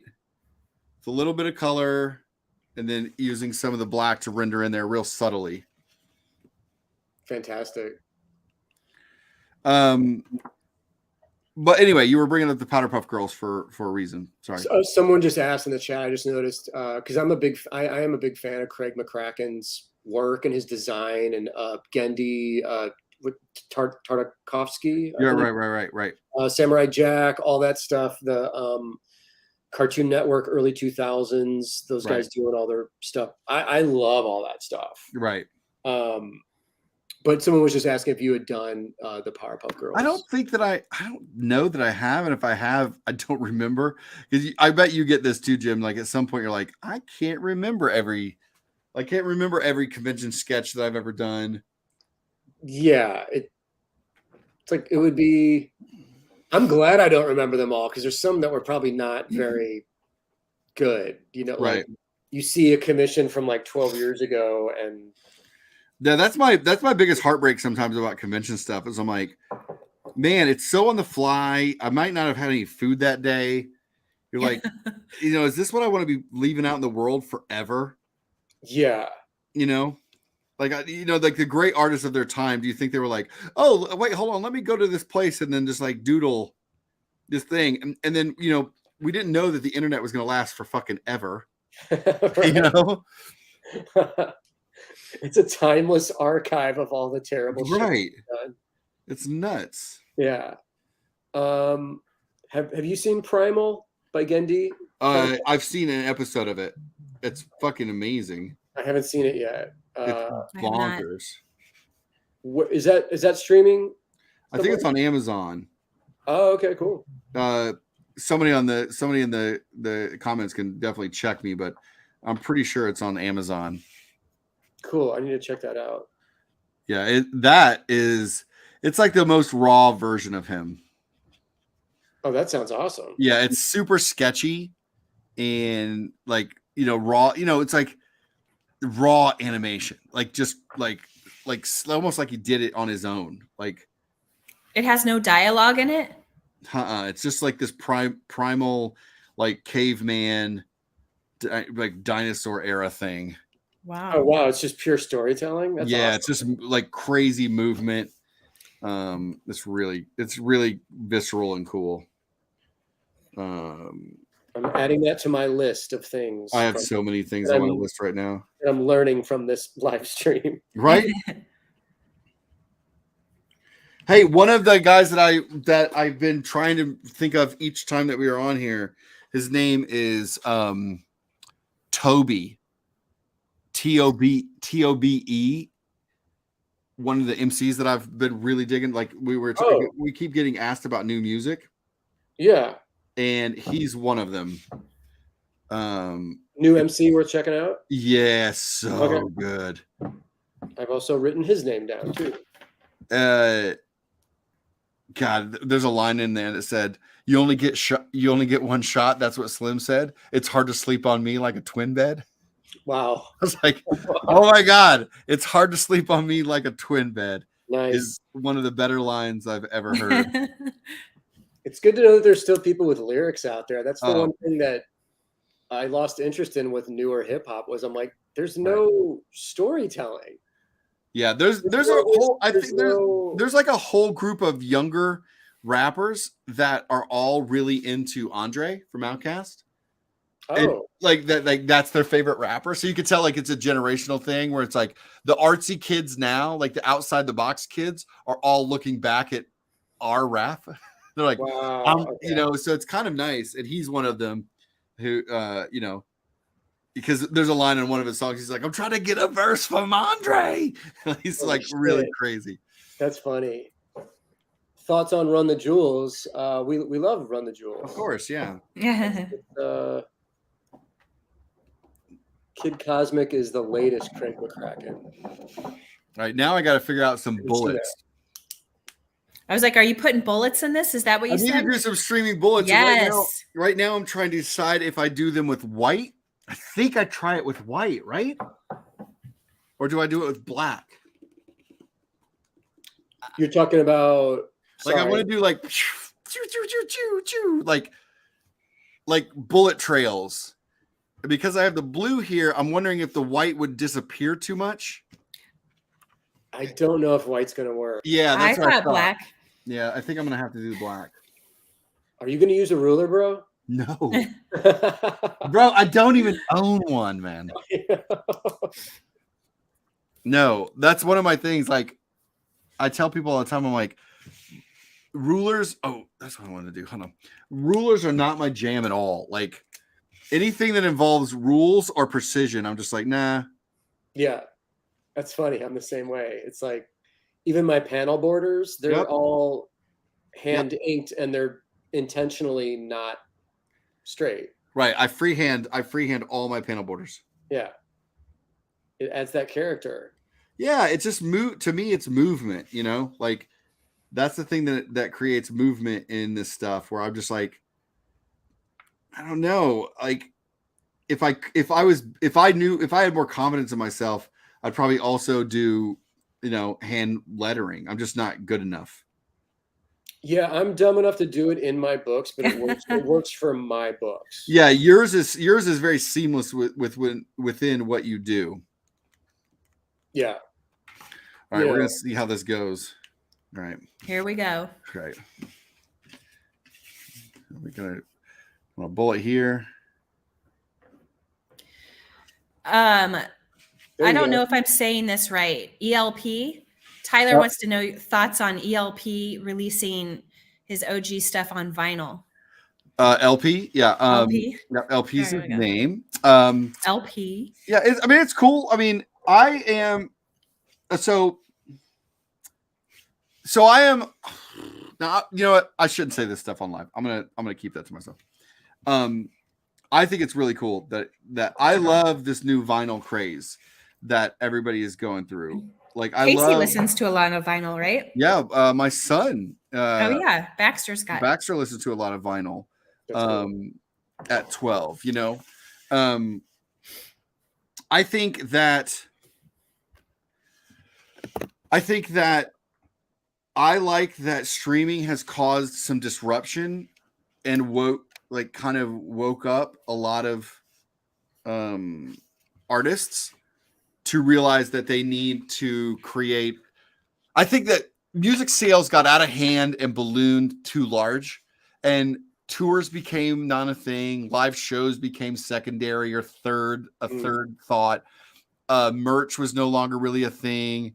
Mess over here already.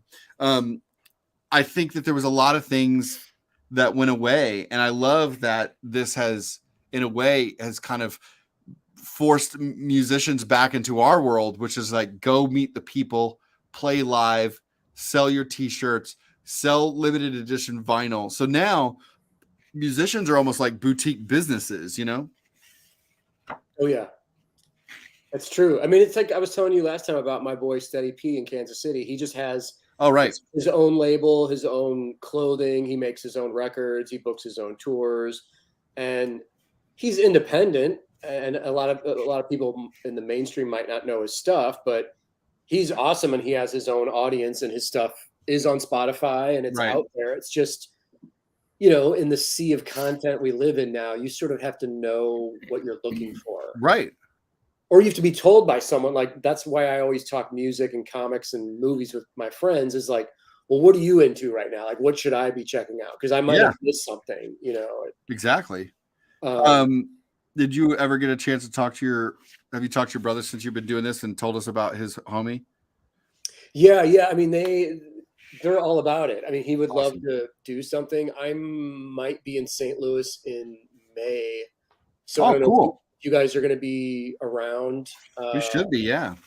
But I'll let you know, man, because it would only be like a 3-hour drive for me and my brother to cruise up to KC from St. Louis to see you. Yeah, we should do that for sure. I mean, even if we don't have something planned yet, we should just get it on the books to hang, you know? Yeah. We just want to come by and annoy you guys in your studio.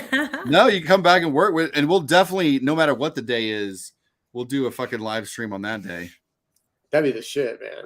All right, what are we thinking? Bullets okay? I love it. I love it. Good call on the black. Yeah, the white definitely would not have shown up. That's great, man. So that's a commission for someone? Yes. Somebody asked for a little style, baby style Hobbes and Snoopy. So at first, to be honest, I drew one with them dancing. Okay. You know, the classic dancing one, but I was but then I had the idea. I was like, oh man, Snoopy always used his doghouse as a plane. And I was like, oh, that would be pretty dope. Yeah. To see Hobbes in the same vein use the wagon as a plane as well. you Yeah, know? that's great. And you get to draw both of them with their goggles on. The goggles, I know. those go a long way. Both objects they're on are red, so there's like this design. Right. It just really. And honestly, I wasn't thinking on that part yet, so I was like, that kind of became like a serendipitous thing where I was like, oh fuck yeah! So I'm not gonna be like, because when you're doing color commissions, it's just like, oh man, is this gonna look? Are the colors gonna be all gaudy and wrong? Yeah. Because it's not like we don't like, I can't. The way to get all these things harmonious on a commission is like, hey, I can't take 5 days and like blend my oil paints and do this thing perfect, and we don't have Photoshop. So you're definitely trying to figure out ways to make this like good without being like, okay, I can't do you a full cover. You know what I mean? Yes. Dude, if you were doing oil-based commissions, that would be like next level shit. You'd have to charge like $10,000. I know. It'd be fucking nuts. It's like, this is going to take 5 days to dry, and it's a fine art piece now, but maybe wait for it might get it in like 6 months after you deliver it. Or so I wasn't here for the beginning of your show, but do you do a commission list, or how do you do commissions? Megan, I'll let you answer that one for me while I'm finishing up. Yeah, I said Skottie took about 20 spots last May. And usually takes about a year to finish them up. Yep. Just start chipping away at them. We take them once a year, but I mean, for 20 spots, you probably get, over 100 submissions. Oh, within hours. Oh, sure. And do you restrict yourself to different sizes, or do you offer different sizes, or? Most people want the 11 by 17. They're conditioned to it. I probably prefer 11 by 14. Just because I like that size. Yep. But most people like 11 by 17 because that's the commission size they get from everybody else, and they like a thing. So, that's usually what I do. Nice. Okay. And it's an easy paper size. It just depends on sometimes when I do full watercolors, but this is the first time in a while I'm like, you know what? I'm going to try doing some like all the mediums. So like a little watercolor where I do the sky, and then do some colored pencil, or do some marker as a base. And I just love colored pencil. I love colored pencil too, dude. I just love it love it because it texturizes everything. And just, I don't know. I like it a lot. And I have, obviously I have way more control over colored pencil than I do with paint. Oh my God. Right. Paint is like a living, moving thing. It's like, this wet thing. With colored pencil. Right. And once it's down, it's fucking down, Mm-hmm. Like you're like, well, that's what that looks like now. Yeah. I can't get out of that. Yeah. All right. I'm going to call this one done. That's great, man. All right. We're going to sign this here in the corner. Hope this guy likes it. And then we're going to just chat for a little bit before we head out. Hopefully this dude gets to see this video. I mean, you've documented live his piece. So. What do we think? That came out good, right? Yes. Badass, man. Thank you. I'm very happy with it. They're both in the zone. They're both doing their thing. I know. I love it. All right. Let's get this off the desk then. Remove, and let's do 3 of us. Boom. Megan, are you done giving away? What do we got going on? I've got one more to give away. Let me go back up to the comments where that was happening. Look at that crazy spotlight on the wall. It's like the moon is rising in there. Wow. I know. It fucking looks nuts. It's kind of annoying me. Is it a light you can turn off? No, it's part of the overhead. You need to get some mood lighting happening in there, dude. Well, it is actually kind of moody in here. Like, it doesn't look like it is here. Actually, this is starting to bug me a little bit. It's so dark. Let's see. It's kind of automatically moody in here. It's kind of dimly lit all the time. But then out there we have, you can't see because Megan's against the wall, but we have what are they called, Megan? The lights above. Sorry, what? What are the lights we have The strung everywhere? fluorescent lights? Oh, no. Edison lights or whatever. Edison lights, yeah. Yeah. Oh yeah. I put Christmas lights up here in Christmas. Megan's the best. Jim still got his Christmas lights up. Yeah, back yeah. There they are. Megan's the best person to run your office because she crushes it on all the holidays. Like, Yeah, that's I important. do like the holiday. yeah, when we come in, like that decorations. whole wall behind Megan right now is covered in spider webs on the Halloween. You know what's coming up? My favorite holiday, April Uh, Fools. Mother's Day. April Fools. Oh, you do fucking love some April Fools. I will fuck Fool. everyone up on April Fools. Yeah, Megan doesn't fuck around. You pull pranks on people. Yeah, and, she'll fuck around and poison a motherfucker. Josh Reese is the last winner for Strange All right. Academy. Nice. All right, well, I'm gonna turn my phone off now that we have. It's a great cover. Yeah, it's sold out now. Kicking my own desk out of this thing. What do you got going on this week, Jim? What are you doing? What are you up to? Man, we just wrapped up issue 6 of Girl Scouts and turned that in, and now I'm designing the trade paperback with Carmen, sending her all the supplemental bonus material I want to put in the trade. Right. So sketchbook stuff, behind the scenes kind of stuff, getting that together.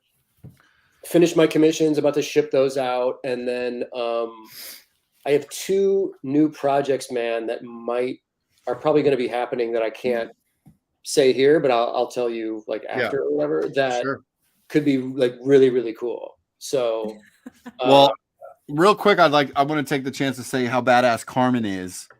Your homie out there in LA. Yeah, she's an awesome designer. Incredible. She's got the voiceover skills. Yes, like she's like an event planner, right? Like she works for a badass company that. So she's got skills to pay the bills on all fronts. She does not fuck around. She's actually art directing for the new incredible stadium in LA. Oh wow! You know, the stadium where they just had the Super Bowl, where like right, Snoopy, all them, dude. That's her day job right now, and she's like, you know, one of the designer art directors for the aesthetic of the actual. That's fucking awesome. Stadium. Wow. So one thing that's awesome, man, is next month in mid-April, I'm going to LA for one of my best friend's weddings, and I'm going to kick it out there for 2 weeks just because I haven't seen anyone in so long. So her and I'll actually be able to go to the stadium and like we'll be able to kick it. I'll see Huddleston. I'll see everybody. Do you miss LA? I miss the people. I miss my friends there, but I don't really miss the city. Right.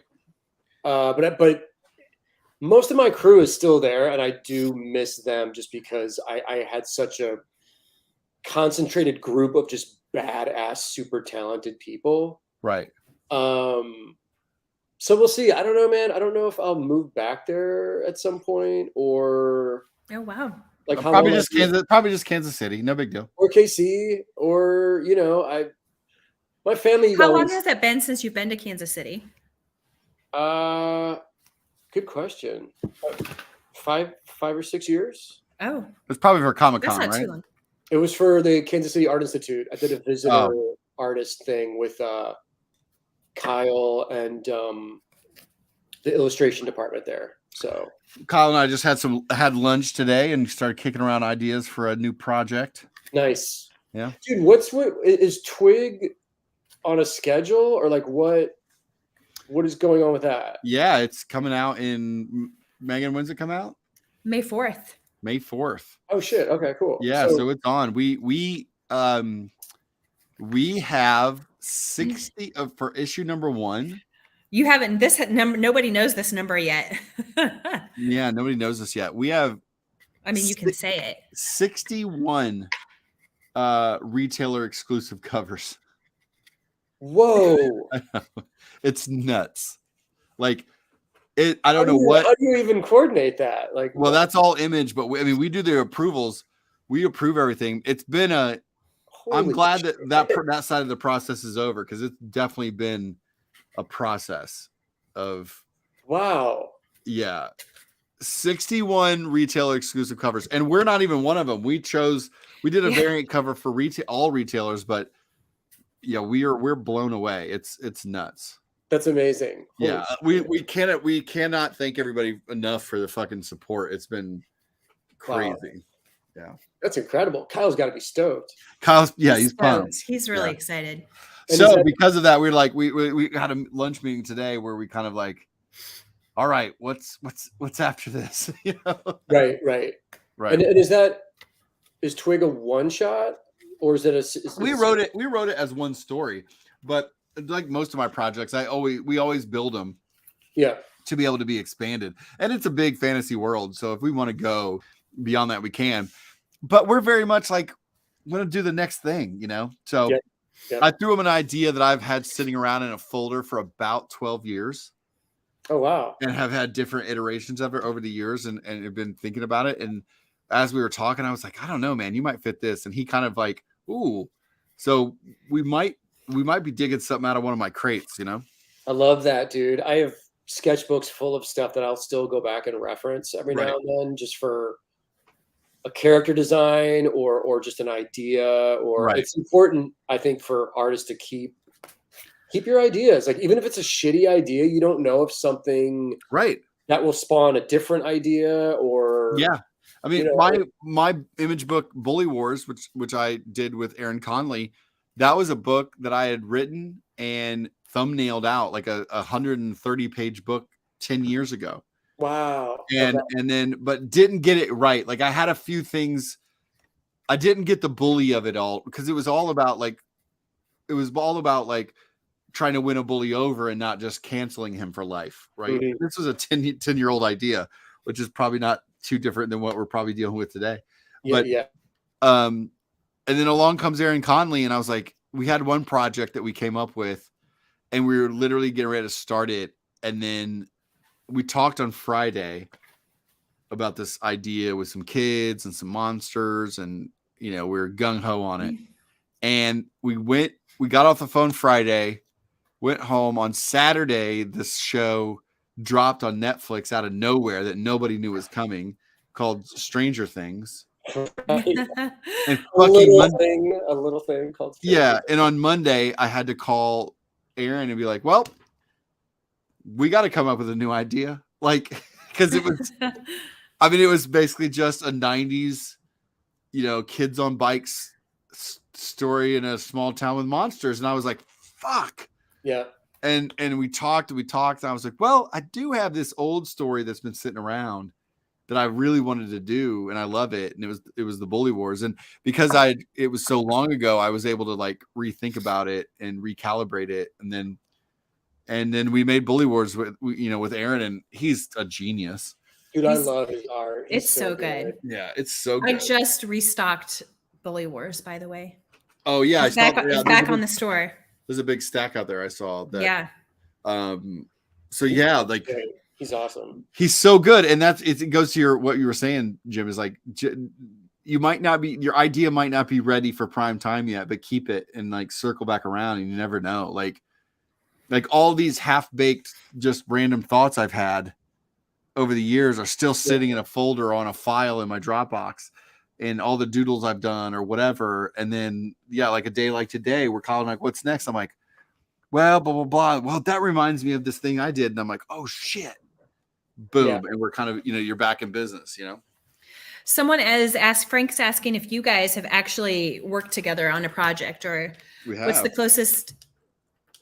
What was it? We Yeah, did we a little one shot together at Marvel called Yep. Howard the Human. Yep. Oh, right. Howard the Human. Was that 2013? It was 2015, maybe. Okay. 14 or 15. It was part of the Secret Wars big Right. Marvel crossover of that year, and it was Skottie writing, me drawing, and speaking of Aaron Conley, he did a He variant did a cover. Yeah.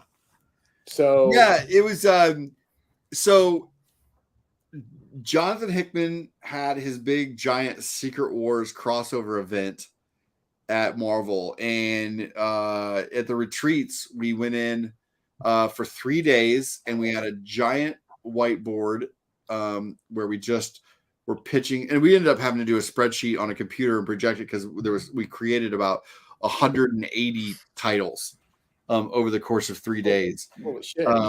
Where we just brainstormed through everything got written down, so it's like Thor's a Thor procedural book, but Thor, it's like T.H.O. whatever, right? I can't remember if that one made it to the light of day, but we're just all pitching the pie in the sky wacky concepts to be a part of this weird world that Doom, happens after Doom takes over. And there's the Howard the Duck was a pretty popular book that Chip Zdarsky had brought back after all those years of Howard the Duck being gone. And Tom Brevoort, the editor Tom Brevoort, said, somebody read a list that was like, didn't you say something about Howard the Human? And Brevoort was like, yeah, I just said that. I don't think there's much interest in that now that I heard it. And I was like, I don't know. And I just chimed in. I was like, I don't know why. I'd write the shit out of a Howard the Human book. And then Tom instantly just goes, now I'm very interested again. And so we added it to the list. After the meeting that day, before we all left, I ran over. I was like, are you seriously, Tom? You were in for this? He's like, yeah. He's like, I was like, and it wasn't even a hesitation. I was like, can I reach out to Jim Mahfood and see if he'd do this? I think he'd be perfect for a crazy offshoot where like reverse on the play, where it's like, how are the ducks anthropomorphic in our world? But we were going to do the reverse, which is Howard the Human is a human in a completely anthropomorphic world. Yes. Which ended up fun to figure out. Like, we did a play on Daredevil, which was a mouse, and like from three blind mice. And so for me, like, it was perfect to make Daredevil a mouse. Kingpin was a giant gorilla with all his crazy like ninja monkeys. Dude, one hilarious thing that's in the book that I just remembered was in the very beginning scene where Howard's drinking in a bar. Right. The lizard in it, but the lizard is just the lizard. Yeah. Right. You know what I mean? Right. Nothing has changed. Right. It's still Kurt Connor's the lizard from Spider-Man, and that's like the only. It was. Yeah, like, he just got to be exactly him. I just remember the script, you being like, and he's sitting next to the lizard, and like the lizard's the lizard. The lizard. Right, because like some of these are already done for us, like the Vulture, like basically all Spider-Man villains are already done for us. Yeah, they're already there. So we did work together on that. It was fantastic. That was one of those projects too where I was like, I didn't have a story in mind when I pitched it. I didn't develop the story until I knew Jim was on board, and then my script was just basically I could have written just dunk on everybody. Every panel, like, because that's what we did. I just wanted to make sure there. I didn't really care how clever I was with the scripting. I just wanted to make sure that we made the coolest, kick-ass, bonkers Marvel one shot of the last 10 years. That just looked crazy. And that's the thing with a one shot. It's like you're only getting like 24 pages to tell a complete story. You're not going to be able to do Watchmen level. Obviously, you kind of have to like get in and get out and leave people satisfied that way. So absolutely. I actually prefer kind of working that way, like doing like the Clerks one shots with Kevin Smith, doing a book with you. I did like a Scud one shot with for Rob way back in the day. Those just kind of like because it kind of forces you to just be precise and get rid of all the filler and bullshit and just be like, what's the plot? What's the story? What is the story? Yeah. Right. Let's get in, let's get out, let's get a couple awesome splash pages in there for the art. Let's do this. Let's have some action. But you really can't, there's no time to like dilly-dally with pretentious bullshit. Right. It's too easy. It's too easy when you have the space to be like, okay, hold on, let me get my writer on. And like the amount of time that I will sit and I'll look at what a script I wrote and I'm like, man, there's definitely not enough art in this. Like, so whenever I plot out an issue, I plot it out where I see the page turns, but I also I sometimes will color code art moments, and if there's not enough color through the index cards, then I didn't do it well enough, because you just like if I'm not giving somebody enough space to just dunk all over everybody, then what's the point? I'll go write a TV show at that point. Like, this is comics. We're supposed to be wowing everybody at all times, you know? Sure. That's a good way to do it. The color coding. I like that. Well, yeah, because you can visualize the 20 pages. And if you get too much white card before you get to color, you realize like I was way too into what I'm saying. Yeah. And I don't have enough visual fun for the artist and the viewer. Like, and you know, the whole reason we all get into this, I think obviously, even if you're, I still think like, even if you're coming to check in on my books that I write, you're probably still hoping for pretty dope art because you still think of me as an artist in a way. And I'm never going to let that go away. You know, like I still want anybody that I work with to just feel like, oh, I'm leaving you all this room. Like here's 3 pages. I'm not even going to write words until you're done with the art. Like, I tell Umberto that all the time, or you know, like, here's this, I'll dialogue this after you're done, because here's what I think the story needs on these 3 pages. Kill it, and then I'll improv over your shit. Here's the general take, but you know what I mean? Basically, old school Marvel method. Yeah, absolutely. Like, there's a way to weave in and out of Marvel method for sure. Like, if I give a general outline and plot and give you the architecture of the story, then it's much easier for us to leave this open. And I mean, this is collaboration. There's a reason that it's called collaboration. Let's work together to tell the story. I always hated when I was on the art side and I just get scripts and I'm like, I don't even know why I'm here. Like, I'm not participating in any of this. Oh, I would, and they probably weren't happy because I was like, well, your job's done. I'm going to take over now. Right. Yeah, I mean, dude, it's an important thing. It's like comics are a visual medium, and if that element is being ignored, and you wind up with a book of just like words, right? That kind of defeats the whole point of this medium. You know, I agree 100%. I got to work Marvel Method once, and it was with Matt Wagner when he was doing the Grendel Black, White, and Red anthology series. Oh yeah.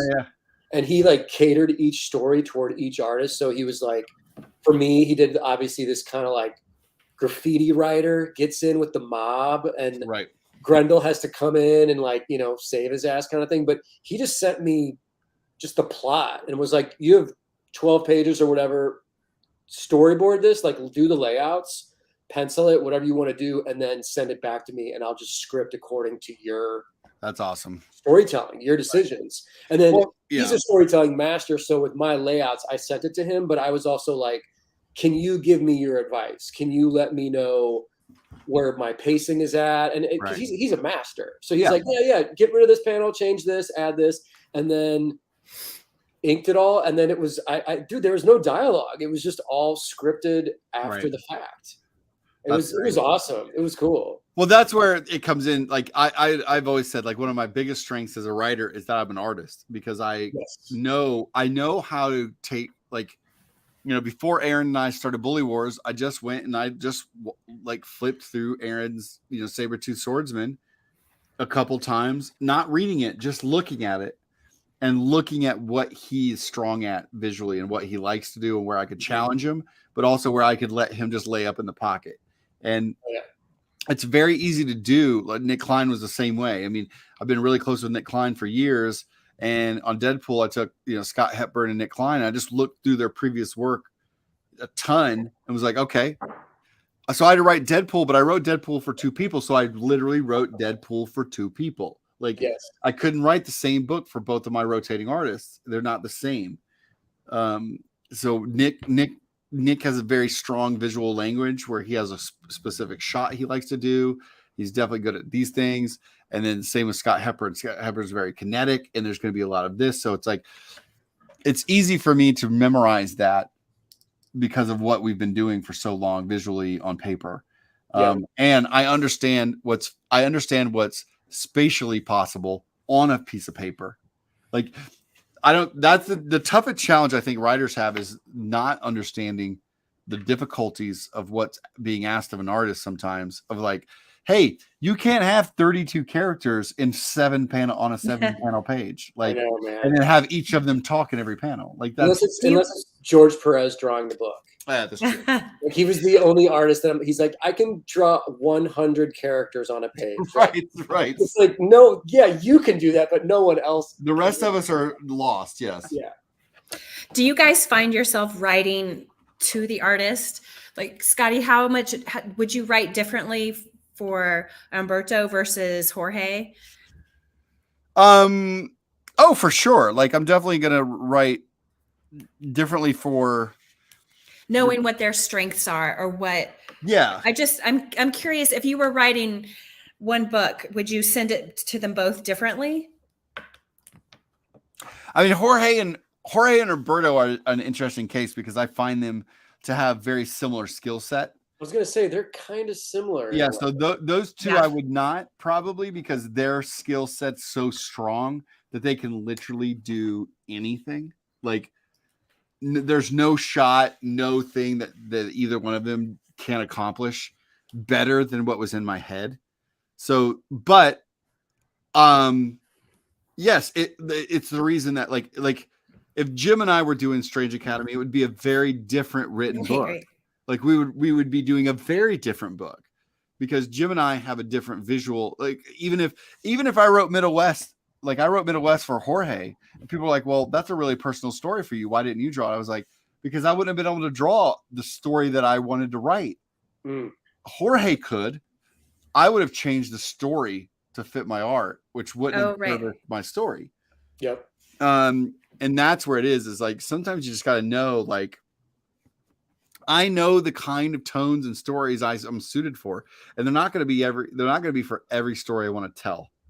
So, if I want to tell something that needs to have, 30 characters, and at some point it's going to be a big battle and a war and all this stuff, I'm like, that's probably not for me. Like, that's not how I think about drawing. My drawings are much more singular, and especially as I go on, as I get older, I don't have the stamina that like some of these young fuckers have to just get in there and eat up a page like they do. But no, I think it just really comes down to what the story needs, and at that point I will write what the story needs, and hopefully I've done my part at the beginning of teaming up with somebody that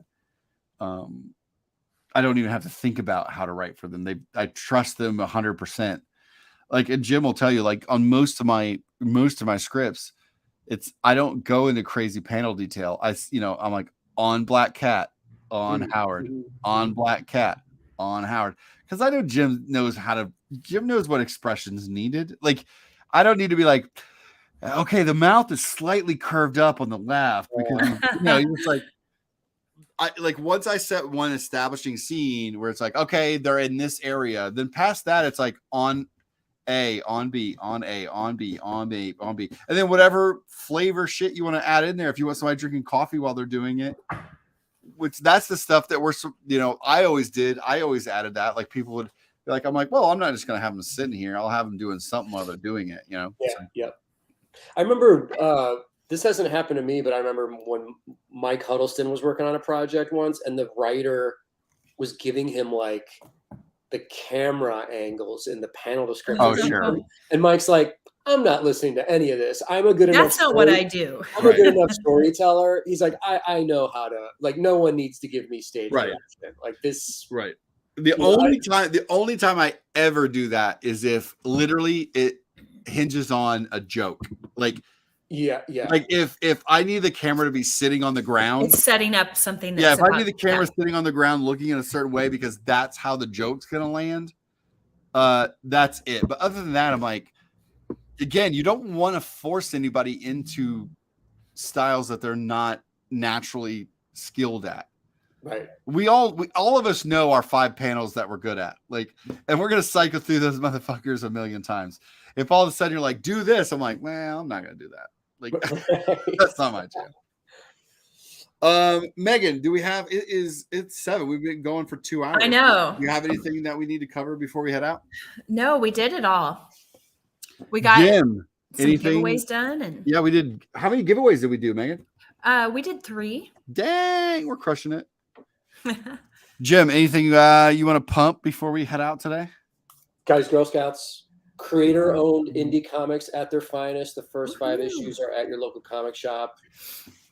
Check it out. I think you'll dig it. If you like Skottie stuff, you'll dig my shit. You guys will love fucking Girl Scouts. Please go get it. If you don't know, I've already talked about how much Girl Scouts inspired me to get in this business and start eating shit up anyway. So you're saying I'm responsible. That's what you're saying. it, man. You're my the people call Todd McFarlane the Todd Father. You're the I don't know. I don't have a pun for it yet, but I'm gonna think about it. The food father. The food father, the food dad. The moth father. Oh, I like it. The my father. The my Jim, my father. It sounds creepy. But I'm gonna commit. Speaking of McFarlane, I just decided that you and I need to do a project with Todd McFarlane. I think we do. He offered me Spawn once. Oh my god. Yep. What? Like I had done. What's the end of that story? Yeah, well, I had done Rocket Raccoon, and it sold a gajillion copies. And I got a phone call from him, and he said, "Hey, this is Todd McFarlane from Phoenix, bud." And he said where he was from, and and then we had a great conversation. I was like a giddy kid, talking to one of the guys that inspired me to do this, and he said, I won't say who he, on the air, I won't say who he said was writing it because it didn't end up happening, and I don't want to blow up any of my spot, but there was definitely a big writer coming on, and he offered the art to me, and it was a cool deal. And but unfortunately I had already at that point decided I was getting ready. I was already not that far away from going out to San Francisco to announce at the Image Expo that I was launching my first creator-owned series. So I was already heading at I Hate Fairyland, and it was in process. And while it was one of my most flattering things ever, because I was like, man, how cool would it be? I ended up doing a cover still for his 250 issue. He also wanted that, but I had to say, I know that you'll understand my answer here, but I can't do your book because I'm finally going to do my book. So and the back end of that reason, it's the most legit reason, right? Yeah. And that worked out. Yeah, it did work out. So yeah, I instead of doing an arc on Spawn or taking over Spawn for the relaunch that he was doing, or whatever after 250 was going to be the new kind of big push, I bet on myself and was like, no, I have to finally do all types of shit. That year that I was going to do I Hate Fairyland, all types of shit popped on my lap. It was like Mark Miller all of a sudden offered me books. Oh, shit. Mark Miller book is working. Like all types of stuff started being dropped in my lap, and I held tight. I was like, I can't do it. I have to quit showing me all these shiny toys, bro. I gotta go do my own thing. Yeah, you did the right thing. Yeah, and I'm happier now. And like, I definitely feel confident in where we went. Yeah. Who jumped in here, Megan? I don't know. I was just saying goodbye. Oh no, I was looking at the Calvin and Hobbes comment that's highlighted. Oh, I just thought that was cool. Yeah, it is good. All right. Well, we appreciate everybody jumping in tonight and watching. Let's see if I can hold up. Watching me create this situation. Beautiful. Got a commission out of it. Again, Jim, we can't thank you enough for coming on. I mean, now we don't even think of you as coming on. We just are like, where's Jim at? Why is he late? Why is he late? Yeah. Thanks for always having me. I love hanging out with you guys. Yeah, I love that you're so dependable that I know you're going to be working, and we're like, all right, let's get Jim on. I'm just here, dude. Wednesday is it usually Wednesday at 3 p.m. my time then, or? We haven't been hitting every Wednesday, but yeah, we're starting to aim at like every other Wednesday right now. We're starting to aim it a little earlier, which actually it seems like on attendance seemed to work out much better. We had a lot more people involved today or watching today than we've had in a really long time. So yeah. Oh, because it's like for East Coast people, it's not super late. Right. Nice. So yeah, Those- so yeah. Jim, we probably won't be on next week, Megan, right? Because we have WonderCon. We got like we're Oh I'm yeah, doing we'll a be trip. packing for WonderCon. Oh, nice. Yeah, we're Yeah. heading to Atlanta this weekend to see some friends real quick, and then WonderCon right after that. So we've got kind of a busy week next week. So we probably won't be live next week, but the week after we'll be back. Killer. Always great seeing you guys. Word up, dude. Bye guys. Bye, everybody. Good day.